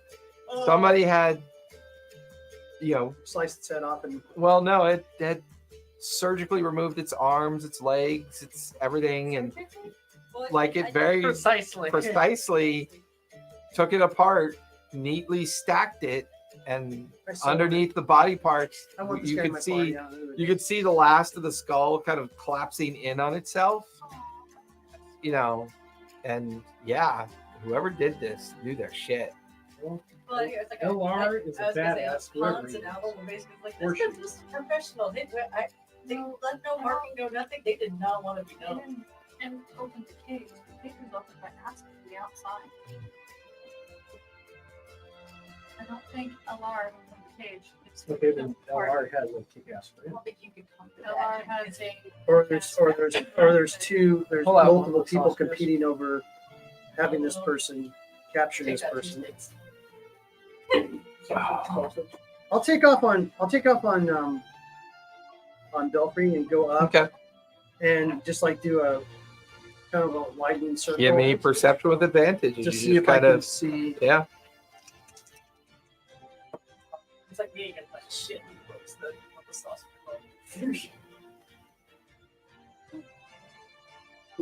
22. Towards the north and slightly west, you could see the geysers going off, the fluorescent kind of burn off effect of it. So you're not too far from getting to the Crater Valley area that will take you north to Char. The Maddening Mesa off to your left. Every now and then you can see a small glow of a distant fire, but the spyglass lets you focus in and you can see kind of one fire is like grouped with kobolds kind of dancing around it and doing their kind of tribal thing they do. You look back in the other direction, you can see 2 or 3 smoke spirals of campfires that would match to where that other group would be, but way off in the distance, like right at the edge of 3 miles of distance. Looking around. The only thing that catches your eye is you can't help but notice Atmos directly overhead. And as you scale up at Atmo and you pan down, on a nearby flat mesa, you can see something written in the ground, but you can't make out its detail. Like you can see like some kind of stacking of rocks, and it kind of reminds you of the teleportation circle symbols that you saw at Crownspire. It's about maybe a quarter mile away from the campsite on a 20-foot tall flat mesa area.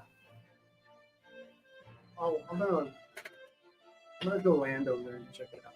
You land. Belfry kind of waddles away as you kind of get off and go over. Sure enough, there's a lot of Cyrillic, archonic writing. You could see where the spell had consumed all the luminary shard. There are 2 sets of footprints that you can see. One is booted, and it looked like they stepped into the circle. Human-sized boot, humanoid-sized boot, Humanoid size, but big, small. give me an insight check on the boot pattern.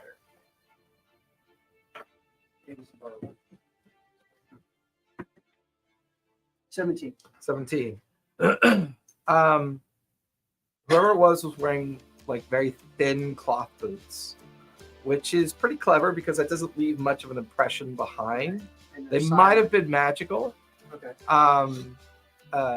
You get the feeling that whoever this was pretty tall, but very lanky. Other than that, you don't make much of it. It's the other footprints that are just mind-boggling. You've never seen anything like it in your life. They're maybe 4 inches in length, 2 inches in width. Perfectly round indentations at the edges of each of where their footprints would be, almost like they were barefoot. But the patterns don't make any sense to you. You've never seen this pattern before. Okay. Almost like a tool, more than a footprint. No, they look like footprints, but the Yeah. shape just doesn't make a lot of sense to you. Yeah, draw them for me. I'm just kidding. I mean, okay. you can sketch them out. I'll make note of it. Okay. All right. I'll fly back and let everybody know what's up. Okay. I think whoever took the person probably went up to Emma. teleported up. We should go now. Right. Or they have a lot of pets and magic bags there. That's what I've heard. You heard the same thing? A lot of pets.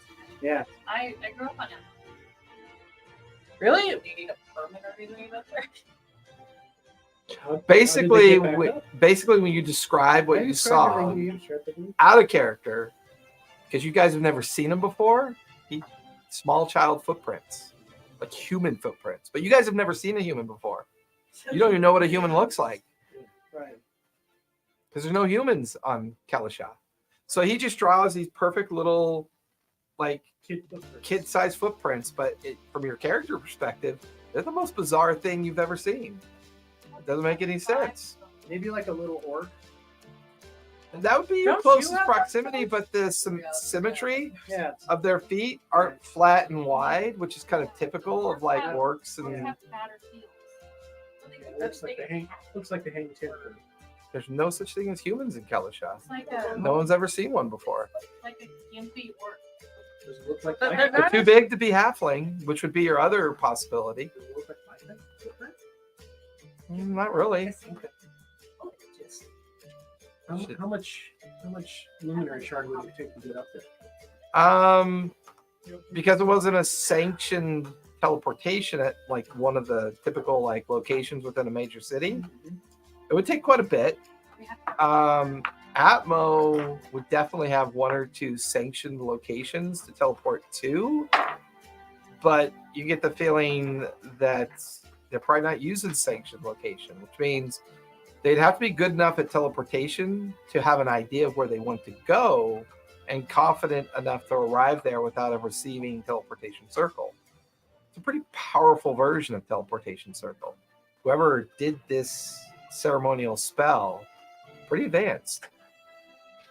we can probably get up to Atmo from chart. Could I get us up there? From here, Or from there, From chart. from that Teleportation circle. circle that he's.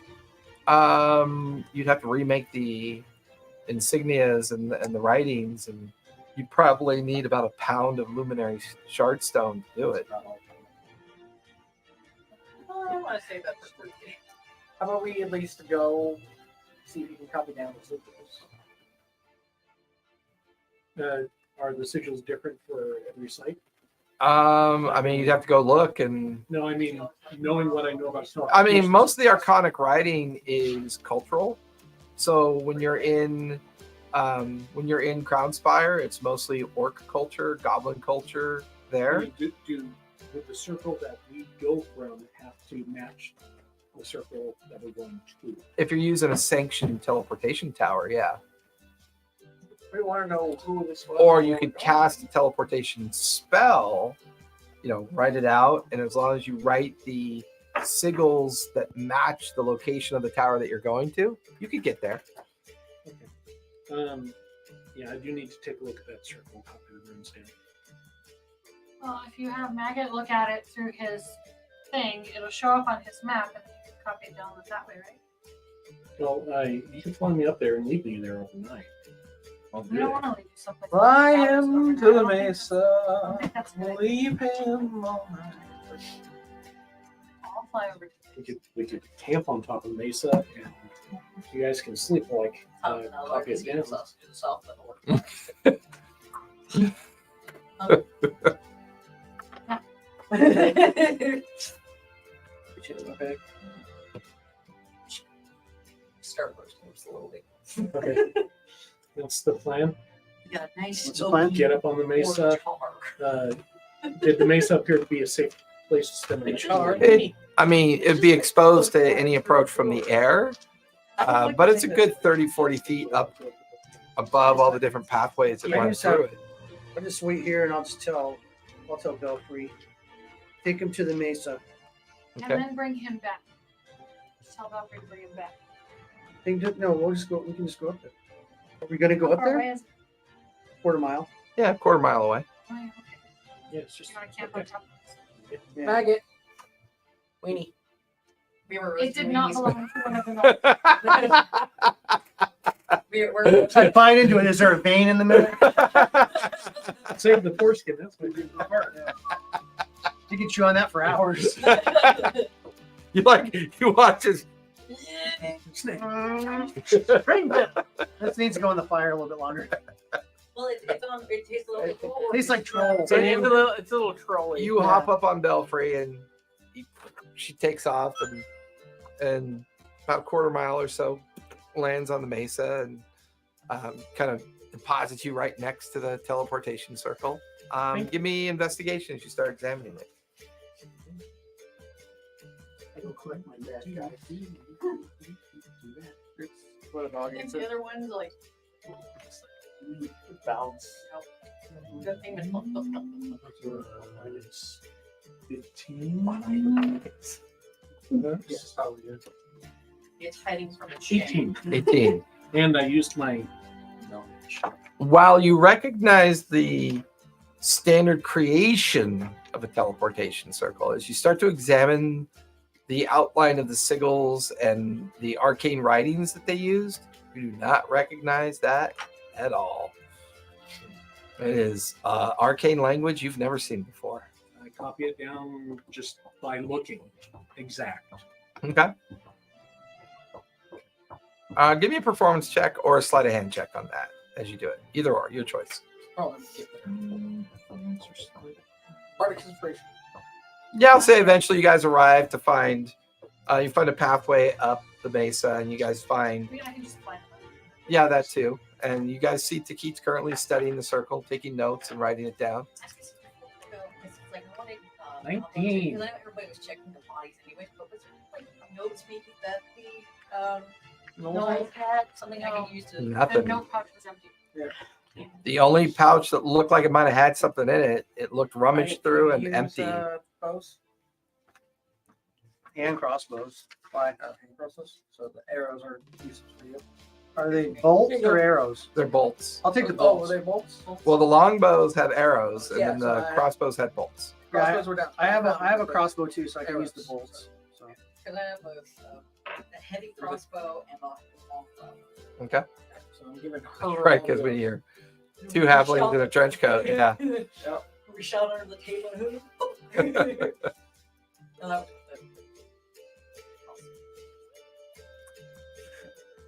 it was a wonderful shot. 2 testicles. What are Atmos inhabitants called?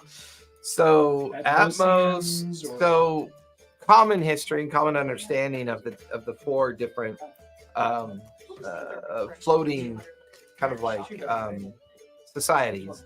Atmo is made up of Aarakocran and Goblin engineers. Goblin engineers are kind of like the working class backbone of the communities. And the Aarakocran are kind of like the aristocracy. They're the governing bodies of the communities. My question was more of what are they referred to as? Atmosians, Atmosiites? Often Atmians? they're often referred to as Atmos. Or Those- Yeah. No. Your generation calls them AT-ATs. Oh no, my generation calls them adults. Okay, There. and I got a 19. Stop trying to make me younger than I am. I know, right? Sounds weird to say to me, but okay. Are you able to quote on the Bible? Okay. No, if you're your age and know Monty Python, that just makes you a super fucking nerd. Yeah, you're a super nerd. Makes sense.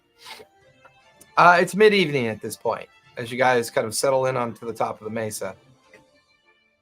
Anything else you want to do before a long rest? Before we left the other bodies, I grabbed the dusters off. Okay. I look at one, I look at Maggie, I look at one. I start cutting it if they kind of fit. Okay. Here you go, Maggot. I don't want that. Throw. Look at this thing. I want no bloody. I got ticks. No, he ate one. All right. Like you I'm would good. eat them.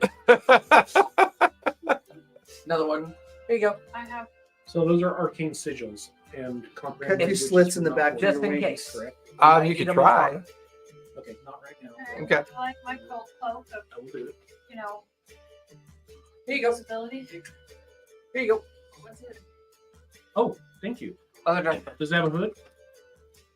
No, they have high collars that you can pull up to like With the top of your heads. I can Yeah. try to make one out of the bit I cut off for his. We're trying to slide That the would be fake arm cool. through.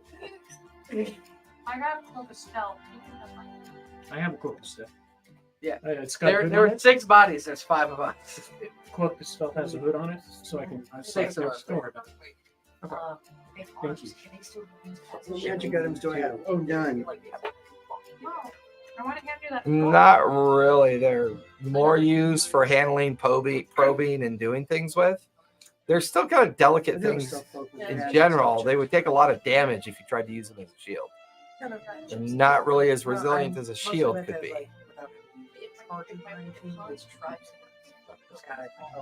You could reinforce it, yeah. Yeah,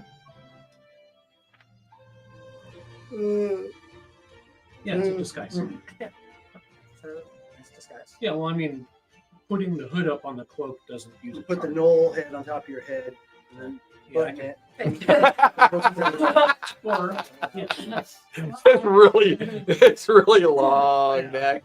Oh, I'm just a knoll. Kind of like a wire. I'm just a knoll. Since you guys are on top of the mesa, Atmo's right above you at this point. It's maybe 5-6 miles up in the air. And every now and then you can see the blue streaks of light of airships kind of coursing off in different directions. It's at enough of an angle you can see the edge of one of the greater portions of one of the cities that exist there. You can see the huge spires that kind of arc up even taller into the sky. I mean, so far everything you've heard about Atmos seems to be true. It's stunning to look up at. And the underneath, it's almost like watching a small moon kind of moving above. Yeah, it's said that citizens of Atmel are pretty wealthy. What do they think about visitors? Normally you have to be invited. Oh, Or you have to be involved with a trades merchant or be involved as a buyer. They're pretty insular people at Atmo. Their aristocracy class is known to visit other locations from time to time, travel or make pacts or agreements. None of the 4 flying kind of like city states, they're a bit kind of high and mighty. They feel that the ground dwellers are kind of still trapped in the old ways of living in empire and kingdom, and they feel like they've risen above all that by engaging with the more advanced principles of arcane structure of the luminary stone and shards that have given them the ability to exist in these floating city states up in the atmosphere. $5 I'm going to Atmo. So Maggot's like wearing his best pants and And all of a sudden you see like missiles come from Atmo. She's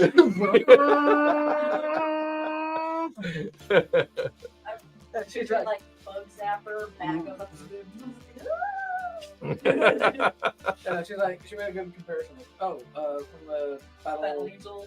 oh yeah. Kind of like it's the city of the heavenly city. You're Yeah. kind of like Or like the movie Elysium, like those, those. The idea that the The have and the elites have, have-nots. the elites have moved on to leave the bottom dwellers, trapped in their repetitive notion of constant empire, war, and when you look up, suffering. you really feel poor.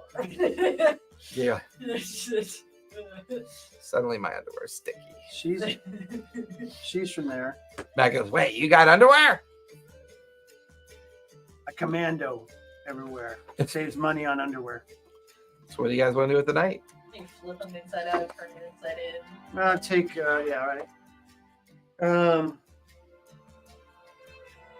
It's dark already, right? Oh yeah, it's Sleep. mid-evening. I mean, it's not late evening yet, but Just sleep here and then move on the next day. Probably a pretty good place to sleep. it's pretty secure. Yeah. I mean, if anything were to fly over the tops of the mesas, it would be pretty hard to hide. There's not much cover up here, but you're high enough above all the walking pathways down below. Yeah. That campsite is probably going to attract a lot of carrion crawlers and creatures that are going to eventually fall upon it and feed it. By the time you guys left the meat to keep at the mesa, the fire had already burnt down to ash, consuming the last of the troll bones. want to meet that badass. Except the ones they roasted. I want to meet the badass who did No, that. we roasted over it. Yeah, over it. Yeah. You know, I just had the worst. Sorry, here's the worst thought. Using troll as a renewable fire. Like burn just enough so that when you bring it out, you it just constantly cut off. So Throw it in. funny you mentioned that. I can't remember which game it was, but there was a game where they kept the troll head. And because it could regenerate, it could never die, but they wouldn't allow the body to grow. Was that one of our games?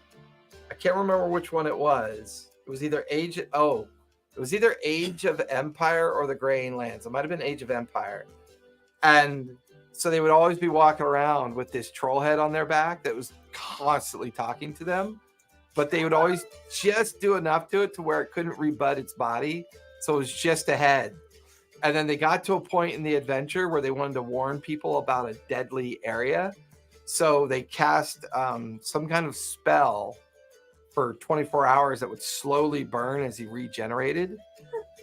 But unfortunately, where they left his head, they didn't realize that it was a combustible item that they left the head on. So when they came back from their journey, hoping to use this guy as a watcher, like to keep an eye on the pathway, it was just the pole was burnt to the ground. Like it was like a murder scene. It was great. They were so clever. Some of the shit they came up with was so clever. Like roll and make more fires or something. No, nothing that elaborate. Just a murder scene. All right, so Watches first watch. and I'll take second. I'll take last. and Okay, we'll- second watch. Who's taking first? Maggot? Baruch? First watch? Third watch? Talia? Okay.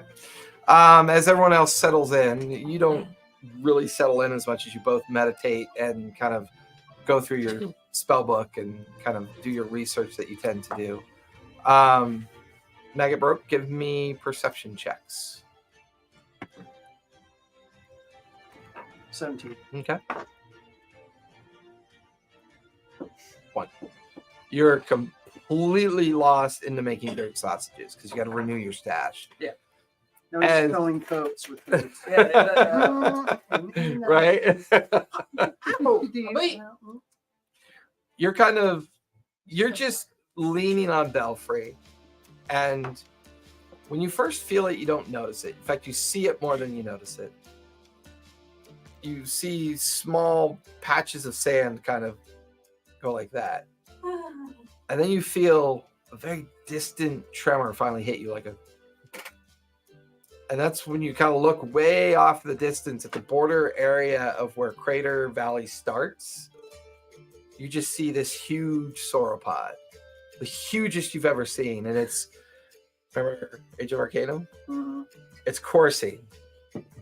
And then on its back, a small village up on its back. And you can see the lit buildings all around, and you can see small figures moving across it. Before long, this wakes all of you up because it's close. It's about maybe 3 miles, 4 miles off in the distance where the end of the mesa, the Madding Mesa finishes. And every now and then you can see geysers as it's kind of moving through the beginnings of Crater Valley. And it's just huge sauropod just trundles through. And you can see figures moving. It's a pretty good sized town. You recognize Yeah, you it have to, immediately. Oh shit. It is one of the nomadic towns of your kind. It is called Drifter City. And I borrow the spyglass. Yeah, you can. It's cool. And you look, it's a pretty large sized town on the back of a sauropod, just casually moving through the area, heading a direct northerly pattern. What's a sauropod? What Hobbs to have a moment to see it, but Alva's just gonna be like, no. What's a sauropod?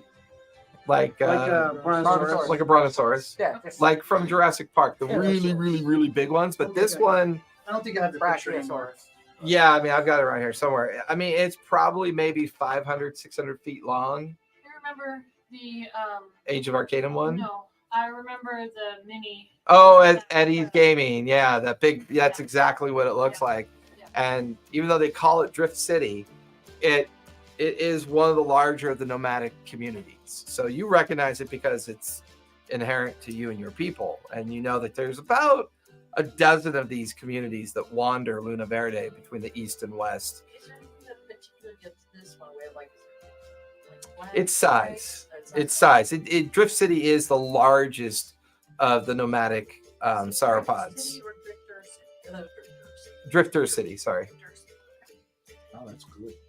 The largest city of a dozen, you said? Cut down to Drift City. Yeah, it's the largest community Right. of the dozen Younger that are folk. known to exist. They're all Where are you from? I'm from Drift City. I'm just gonna be like, it's Drift City! Okay. Before I get the Drift spyglass City. back, I'll just take a quick Drift peek at that. City That's nights. cool. Give me a perception check with advantage. We drift this city. We drift this city on the back of a dinosaur. Hey, This Megan. thing on a bad roll. Megan, before we go 19. to sleep, or actually, since you're all up, I want to show you something cool that I remembered that I can do. Uh-oh, what are you doing? I go over to Maggot, make him face away from the group. Just turn him. Yep. You're not gonna stab him, right? No. No.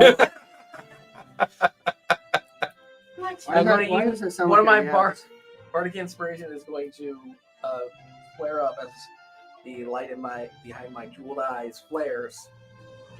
Maggot, you feel a burning sensation in your throat, and as you open your mouth, a cone of fire 30 feet wide expels from your mouth. That's pretty cool. Wow, cool. Everyone will know we're up there now. Everyone can see that Mm, because nice. we're up high. Oh crap! I forgot about that. We can- And what'd you get for your perception? 19. Yeah, I mean, as you're looking up at Atmo, That's awesome. Remember that one? you look up at Atmo, and there's a little bead of light. Oh no. Coming straight at us. No, it arcs. Bigger? It arcs. It's gradually lowering and lowering. It gets. You kind of follow it with your spyglass, and when it gets within 3 miles, you recognize it's an airship. Pretty sizable one, There's an airship. and it looks like it's making a Big one. trajectory right for Drifter City. It's heading towards Drifter City. Maybe we should go to Drifter City. How far away is Drifter City? It's about 3 to 5 miles away at this point. I don't think we can get there before the airship does. No, but we could get there, and it's traveling north, and we need to go north. Kind of going. Currently, it's going in the same direction that you're going. Well, I never rolled in like this. I don't know exactly if there. If I would know anyone there. You may have like this. You can give me a history check on that. See if you know anyone there. Different Aren't we distant supposed to be going cousins. to Char or something? yeah, Supposed to but, be going to Char, but- yes. but it's we have to traveling go, north. We We need can to go. just Remember, we need chill to in come the city. down into Char. we can chill in the Not city on the go back of a dinosaur and go north and not have It to would worry go about Would be an traveling. excellent way to insert ourselves. 30-20. Just one. There's at least one thing you don't really like about Drifter City. Those particular halflings got a twang to their speech impediment. They just put- But you're- Yeah, Hans' cousin Littleton lives in His Drifter cousin City. brother? They like two kinds of music, country and western.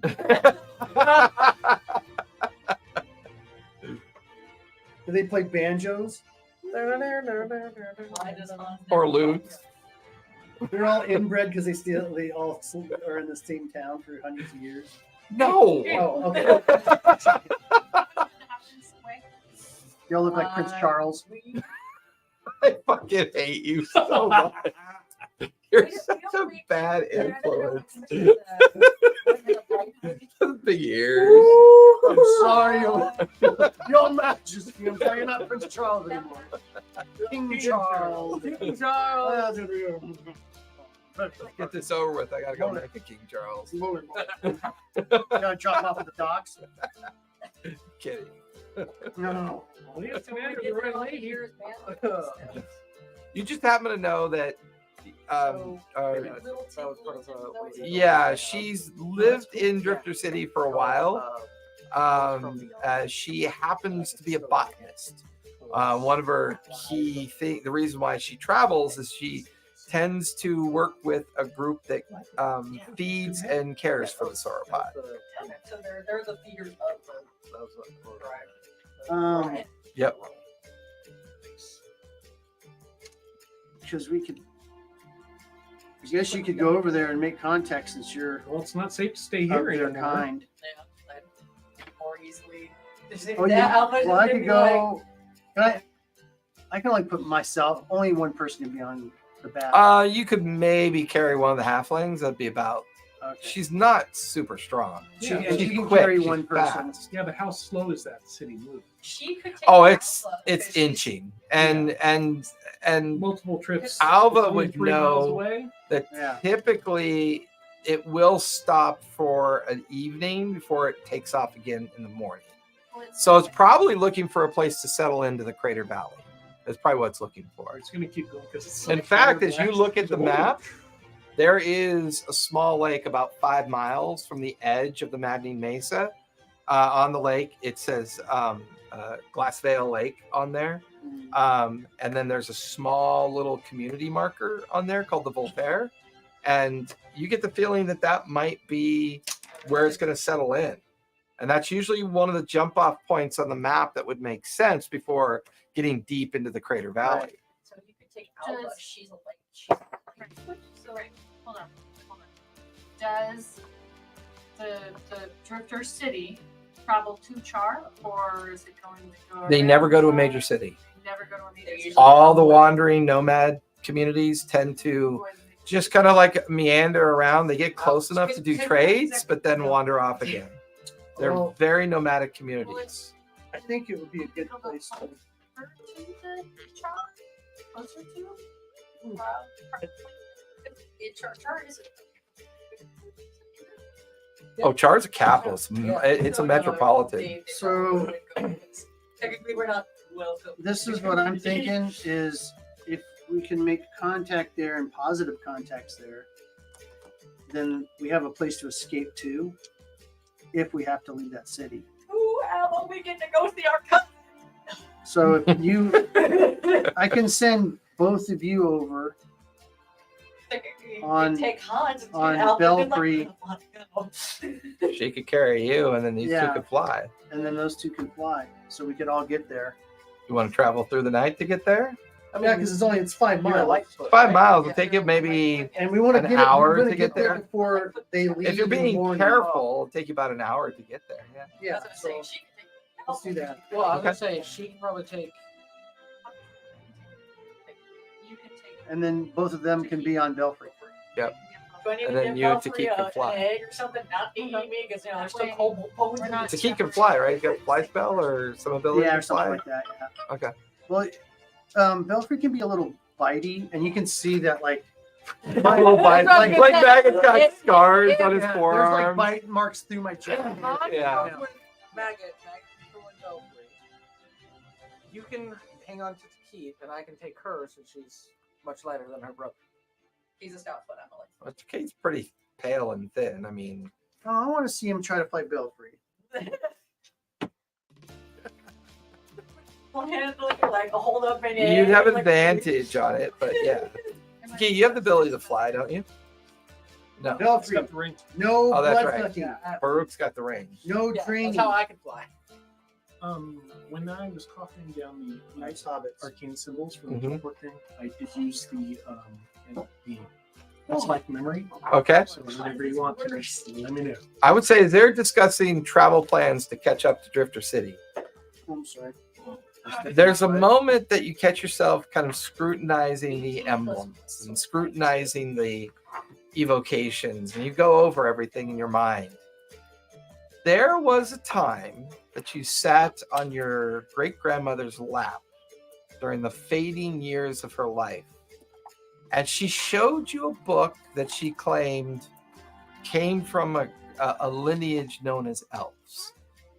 She described them as fey creatures that lived in a mystical place called Feywild. They're often referred to as Sylvans. You kind of at your young age thought it was just her telling you a bedtime story. But there was an image that she showed you. And that illustrated image reminds you of some of the writing that you saw up in that teleportation circle. You could swear it was shaped and written in what your great grandmother referred to as Sylvan iconography. Iconography. Thank you. Iconography. Yeah, we're My brain wants to G it and there's no G. I don't know why. Ghelfi. You've never really known what that meant, what a Sylvan is, or what it represents, but your great grandmother sure believed in him.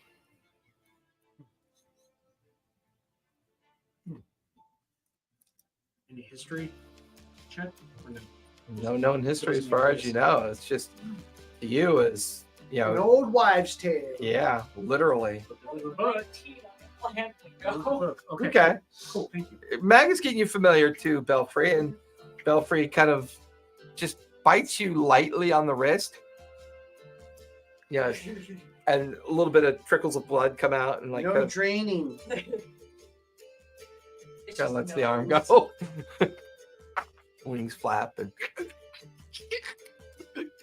she You kind of, ate my sausage, remember? That's why I was like peace offering of like bits of egg.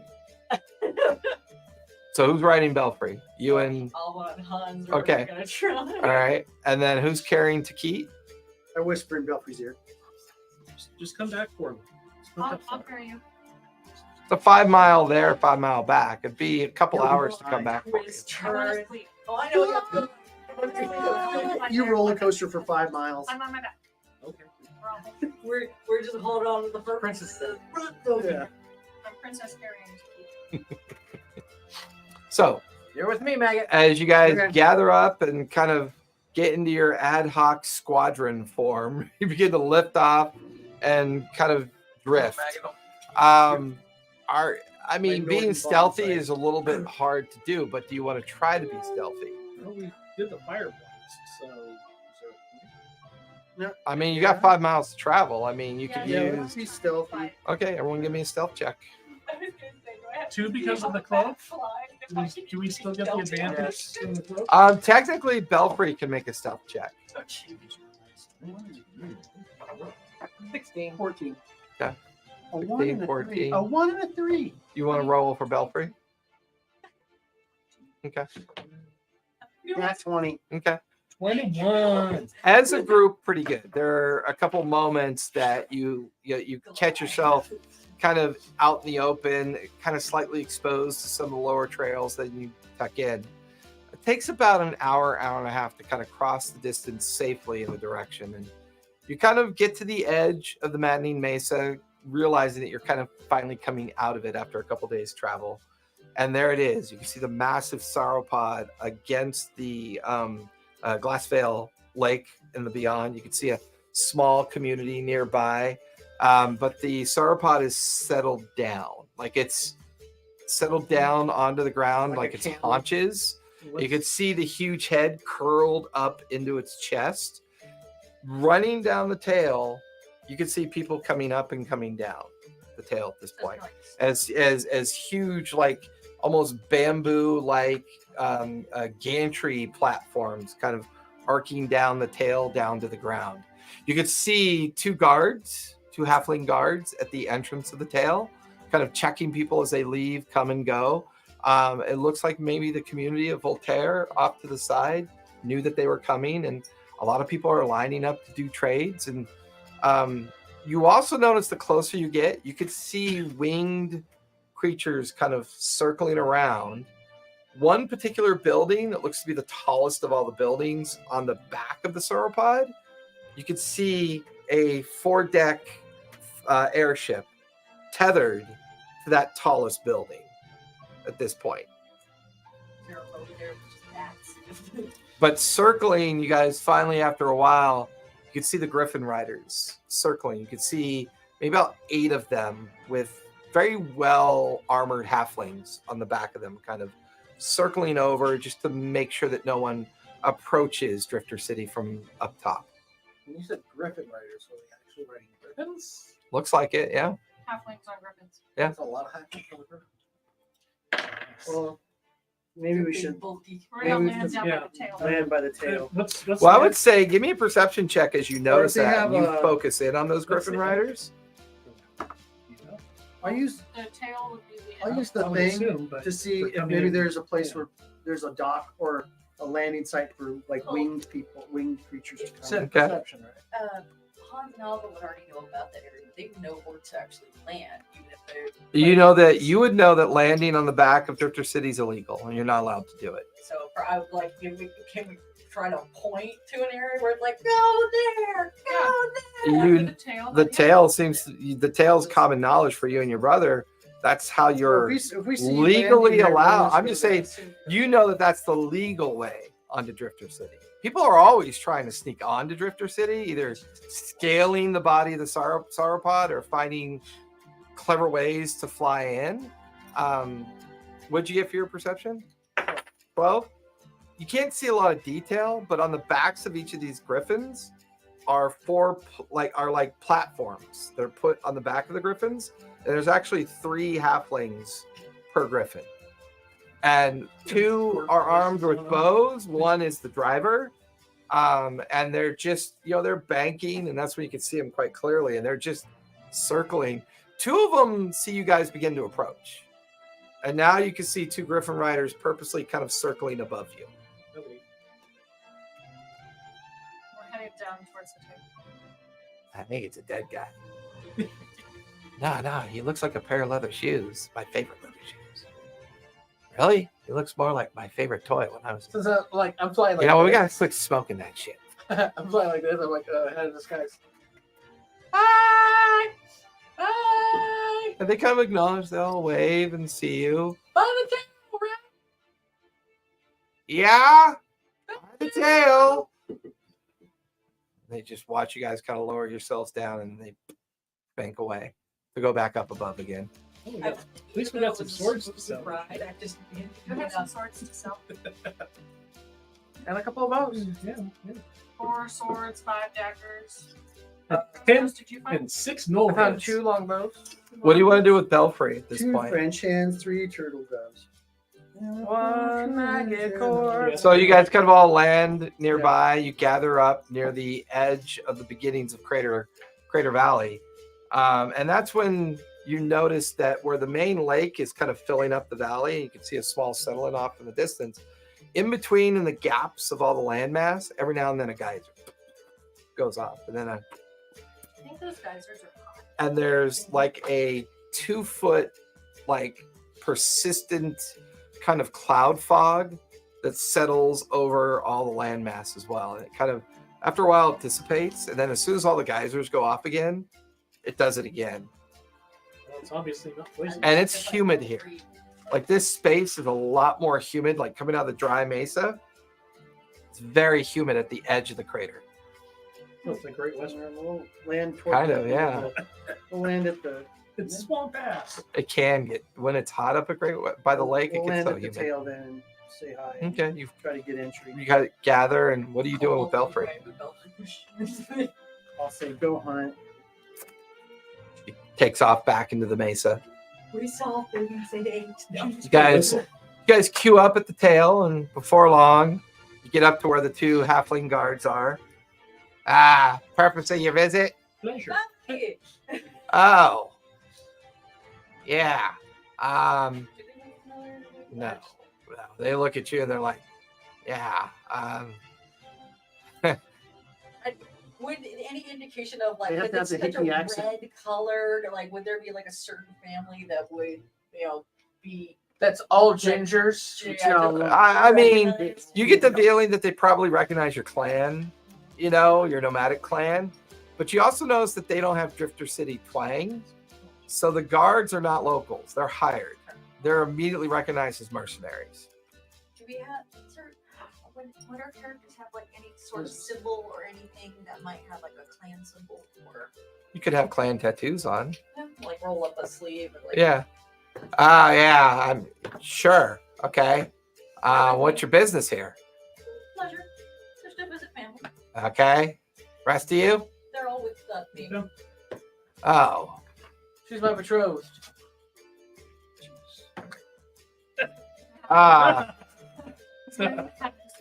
I Bag look in the like hand, this guys. I'm looking like my orcs. So. no trouble on Drifter City. Okay. Why are you looking at me? They're Gobbo. Okay, I get you. Just saying. All right. We play fair. Don't be dumb. Yeah, my word. 'Cause around here we don't got no prison cells. We just feed you to old Stumpy here. Okay. Don't want to get fed, so Yeah. don't want to be Be dying. mindful. Stumpy. Sauropod food. Oh, we don't get many Aarakocrans here. Welcome. Interesting. You're like the third one we've seen tonight. Anyways, pay the toll. That's a gold coin apiece, please. You take char. We'd rather not take char. Anything but char and anything but crown spire. The rest we'll be glad to take. With char and crown Yeah, spur. No, we have some gold. That was from When you guys raided the ogre. first. Yeah. Yep. We got 12 gold coin. So Should I'll roll pay like the that. fee for. Okay. Let's see if this one go. And that would have been Western coin. Was it West? Yeah. We'll take that gladly. 1, 2. Why are the two of you? Oh no, we're separate. Oh, okay. We're coming off Belfry. so 2, 3, 4, 5, 6 coin. Uh, Well, welcome to Drifter City. Behave. Don't be stupid. How long are you guys stopped here for? We're stopped for about 2 hours, and then old Stumpy gets going again. Do you know where your next location is up to? Not really. We just do what we're told to do whenever we stop. Do you have by chance heard of a place called Flat Rock? Flat Rock. No, we don't normally bother with the Maddening Mesa. The Kobold tribes and the Ratlings are a little bit more than the council like to deal with. So we stay on the fringes, the outer embankments. Right. Okay. Well, behave. Mind yourselves. Next, you kind of wave you guys up onto the tail, and you're gradually making your way up the gantry. I stab him back. Oh, that's not behaving. It wasn't even me. About 10-15 minutes later, you come up over the hind section of the huge hip portion, and you find yourself into the edges of a relatively large town. They call it Drifter City because halflings tend to kind of embellish everything they do, while most would think they embellish size. They're just very flamboyant and very much into the idea of everything being theatrical. They're not really welcomed in anyway, so it's like that would. It's not that they're not welcomed. It's just they prefer not to be involved with more kind of like dense populated areas. If people want to trade with them, they got to come find them. And they just drift in and out all the major kingdoms. And for the most part, they're allowed to do it because they're not really seen as a threat. As you guys come up into the backside of Drifter City, it is a lot of mixed kind of like residential dwellings, but it's all Adobe style. Like it's all made from like mud huts with thatching. And it's definitely making use of a lot of natural organic material to kind of keep I it. have a suspicion to make sort of dumb. It could be an ingredient because, it creates that kind of like rigidity in the compound. And you could see just dozens and dozens of halflings coming and going. You can hear their twang accent as they, well, they're all going this way. You coming with us? And like the halflings chase each other up down the street. And the roads and pathways aren't like contemporary streets. They're interlocking kind of like bamboo sheathing, reed grass that kind of ties it all together. And while the outside of the community is mostly where people live, as you drift more and more to the interior of the community, you could see shops and market stalls that have closed for the night. You could see storefronts that have shut up for the night. The only real active structure that you can see is in the very center of the community. There is a 3-story squat-like structure that looks to be kind of like a major gathering point, drinking point. There's no real name for it. It's just everyone seems to be gathered there, and they're either drinking, eating, coming and going from the interior of the space. Up by the neck and where the main shoulders of the beast would be, you could see like the 5-story tower that's more built of stone and other more contemporary formation that you would know would be the location of the council for Drifter City. And it's a triad, so it is led by 3 council members, but you're not really sure who's leading it at this point. It changes every year. The airship is tethered to that. And the airship is tethered to that, correct. Since there's a stone building that has the council members, three council members don't know who they are, but Because it changes every year. Well, hello. You 5, 6. Oh, you look. Your clan. You're not from here, are you? You're from other places. Yes. So we And- can visit my betrothed's family. Yeah, that's here. the female halfling kind of wanders over to Hans. Are you up for some drinking tonight? Because you're not from around here, which means I haven't tried you yet. wow, and he just grabs an arm around Yeah, and they it. just start wandering towards the But like, center of the city. "Oh, from the From last your one." perspective, a town, so they wander towards the center of Drifter City. I hope she's not related.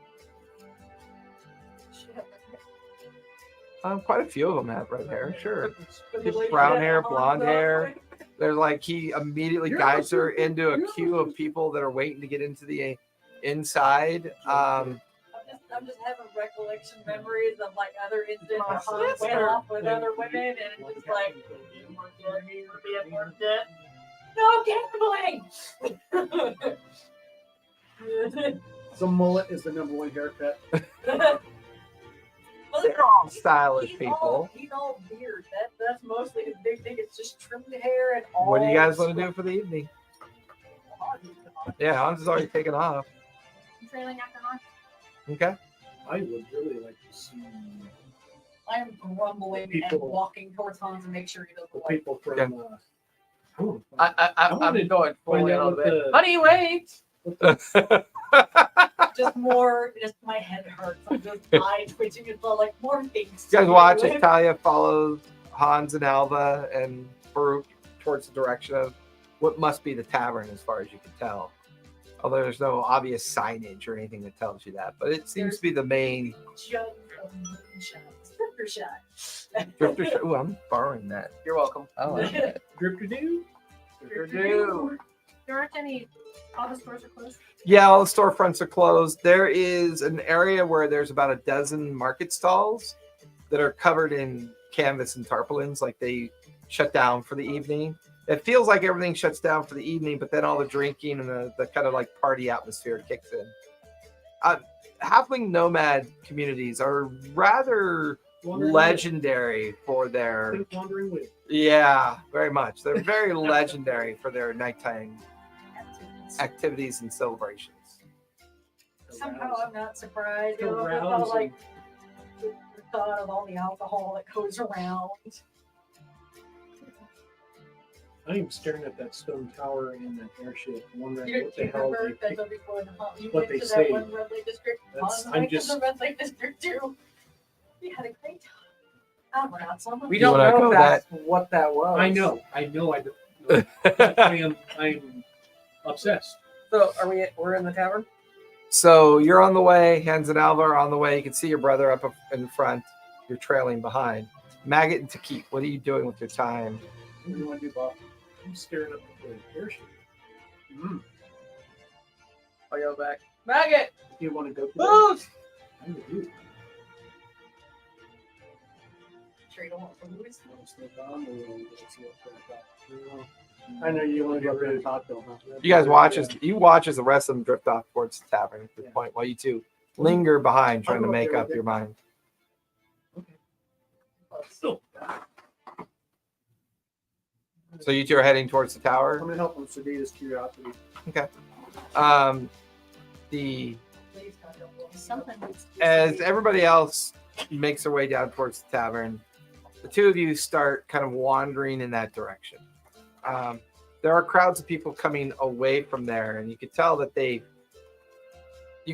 a handful of the halflings that you're seeing are dressed differently in such a way that they probably work within the council agency and kind of like are part of the bureaucracy of this place. They all have bureaucracy. It's all how things are managed and controlled. Flag running down. Yeah, yeah. Yeah. What can I do for you? Can you tell me who came on the flying ship? Oh yeah, the Atmos ship came from up above. You saw that. Yeah, they don't normally come down here that often, but they had a special arrangement to meet our head council person. She's up there meeting with someone right now. Would it an arcane scholar be welcome in the tower? I don't see why not. Do you know of one? I'm an arcane scholar, and I'm the.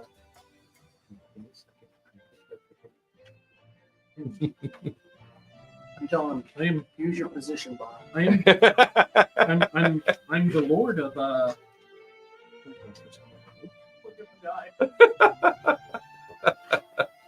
He's touched. wrong Too book. much magic. Are you thinking of the Mire? I'm the lord of the Valley of the Mire. Oh, yo, from the Crooked Finger then. Wait right here. Let me go see if I can get you entrance. And you watch as he says something to one of the other halflings. I'll catch you all later. You two come with me. I'll see what I can do. Appreciate it. And you kind of follow him. Oh, by the way, my name is Matheson. Good to meet you. What's your name? Keith. Oh, that sounds like a Mired Valley surname. Definitely Crooked Finger. What's your name? Just a lowly servant for his master. That's a long name. Lowly servant for his master. If you like to be addressed that way, we shall see to it that it's done. You can call me Really? Maggot. That's a good goblin name. I like it. And he just kind of gives you a gentle wink of, realizing you just don't want to use your name. He gets it. And kind of guides you up a series of stone stairs to an entrance. As he takes you inside, there's a female halfling behind a small table with a journal out and kind of like entering notes, and looks up and goes, "Oh, who you got here there, Matson?" I got 2 visitors from the Maya, Southern Crooked Finger folk. Oh, we're just full of all sorts of special people here today. What can I do for them? This gentleman here seems to be a professor of the arcane arts, a master of the arcane arts, and I know how much Thistlebin enjoys the arcane studies. Did I detect sarcasm in that? Give me an insight check. You know how to spell thistle? Dhistle. That'll spell Saturn. trash bin. Was There you go. How do you spell jackass? Right. Yeah. That's so it. Don't forget the silent freak. You have to put the GHT and all this. Yeah, I know. I like to fuck with you guys. It's fun. I'm going to use old Incan names that have 47 Z's, Y's, and L's. Ziquiestquie. Steven. It's Steven. Steven. All right, stove. It's Well, pronounced. I will enter your names into the registry. She writes down to keep Maggot in the registry. My nickname in there? You have a nickname? Yes. What's your nickname? John. That's very well. I could put that JHON JAHON. apostrophe NNQL. Oh, John. Gotcha. Good to know. Well, if you'll kindly just sit here for a moment, I'll go see if Thistlebin is available. I believe her conversation with the Air Cochrane finished about 20 minutes ago, so she might be available. They go as they go through their wanted posters and go, oh look, to Keith, aka John. They I got might a have 10 that. on my John sarcasm detection. But it's a DOE. It's definitely. Eventually, you guys sit in the reception area. Eventually, the receptionist comes out. Thistlepin will see you now. Follow me. Thank you. Kind of takes you up another short flight of stairs to probably the second or third floor of the tower that you're currently in. There is... your passive is 16, right? As you're being let up, there are corridors that lead down other, different directions as you're being led up the stairwell.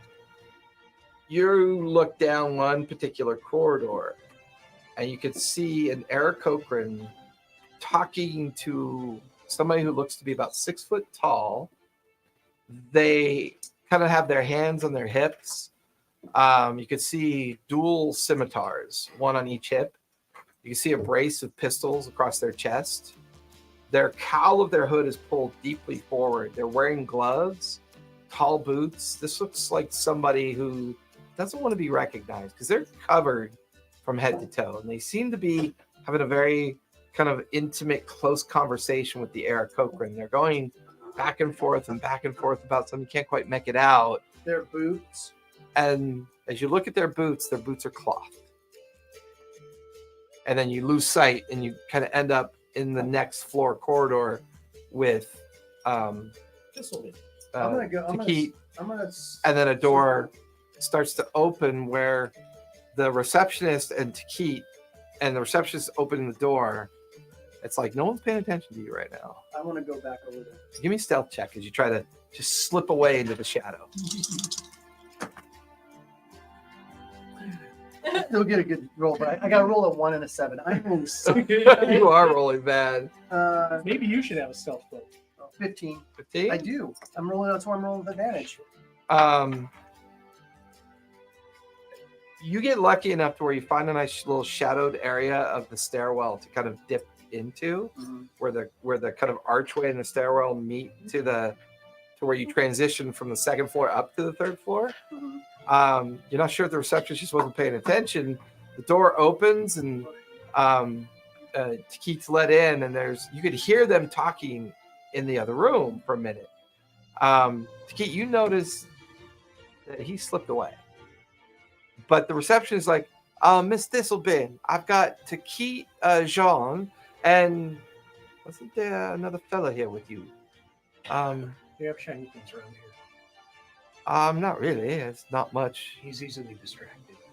I get special needs. Okay, I'll keep that in mind if I run across him. Yeah. And she goes, anyways, Thistlebin, this here is Takit Jean from Southern Crooked Finger, the Valley of the Maya.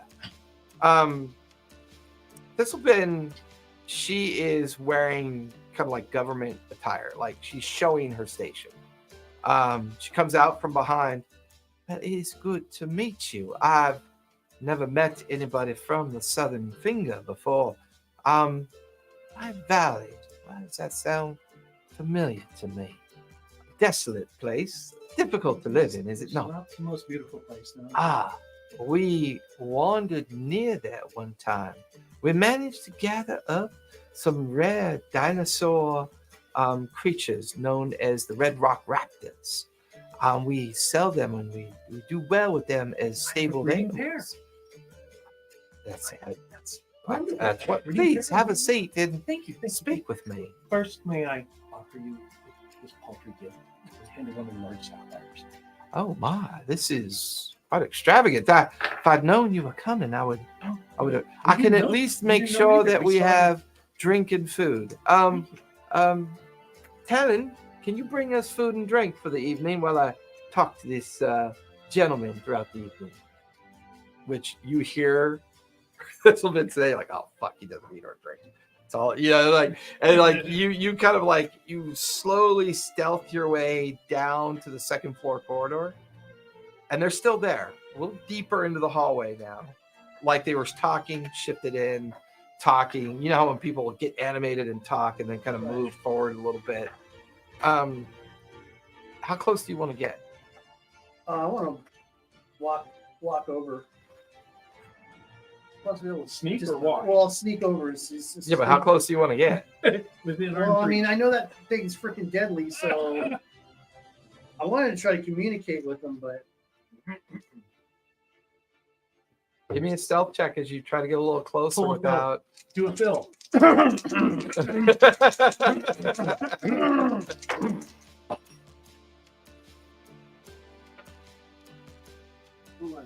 Double nines. That's fun. So I think Really, the higher you're one. rolling really 18. bad tonight. I know 18. 18? Yeah. It's still pretty good though. Thank God for modifiers, huh? Yeah. You find a kind of a deep enough shadowed wall to kind of just blend in with it. There's a moment when the two are talking, but the one in all leathers kind of stops for a moment and like just kind of moves their head ever so subtly, like maybe they heard something, but then go back to talking. Okay. They're talking low enough that you're only catching little snippets of their conversation. Okay. Something about an interception, Mhm. success in retrieving the subject. Mhm. Let her something center point in 2 weeks. It's just little snippets of back Right. and forth conversation that you're barely catching. What really catches your eyes where you're standing, you can see that you're along a doored entry point, and the crack of it's slightly ajar. And looking inside, you can see two people, the likes of which you've never seen before. The first one you see has very long silver hair, pointy ears. It kind of remind you of hobgoblins, but this feels like a feminine person. Mhm. They have feminine silhouettes, but they're wearing all like very light silks and very fanciful garments. They have aquiline nose and almond-shaped eyes, pale silver skin, like anything you've ever seen before. It's almost like painful for you to look at them. They're so beautiful. Like to look at their beauty is very like it's like yeah.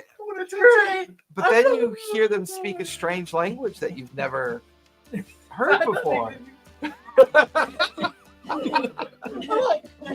a seizure.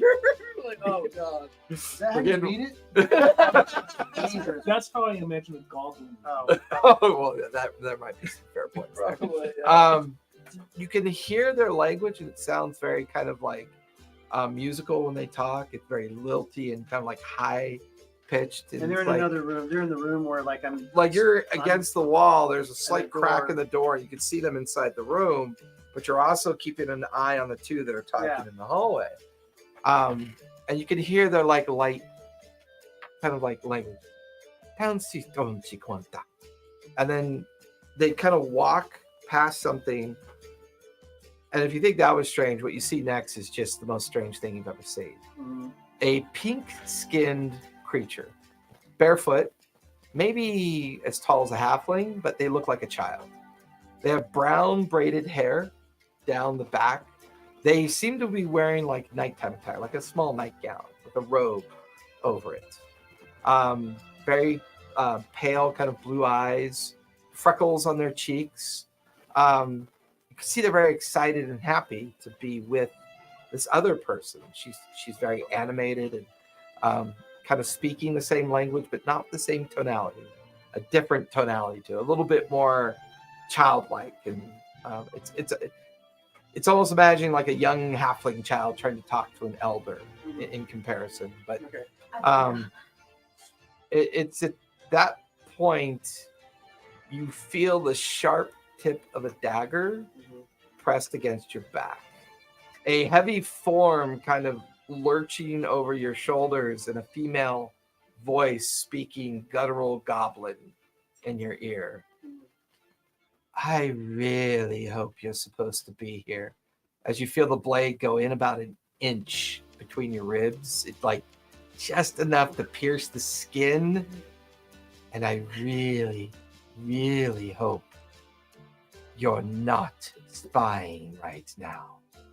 And that's where we're going to finish tonight. Maybe that's what He just grabs it quickly, grabs his junk. He's got his goblin junk out. No, I'm just a creeper. I swear. I just spanking it. The one with the silver hair was on. By the way, that silver-haired lady, is she available? How much? How much? Oh my goodness. We'll be back here next Tuesday, everyone. Thank you for For an coming hour. out. Be safe, be kind, and don't forget to play a game. Play Good night, game. everybody. Oh, I didn't get my long rest, did I? Yeah. Yeah, you did. You did? Okay. The previous night, but not tonight. You I didn't haven't. get Yeah. it yet tonight. Tonight you haven't rested yet. So I You didn't really cast too many spells. casted.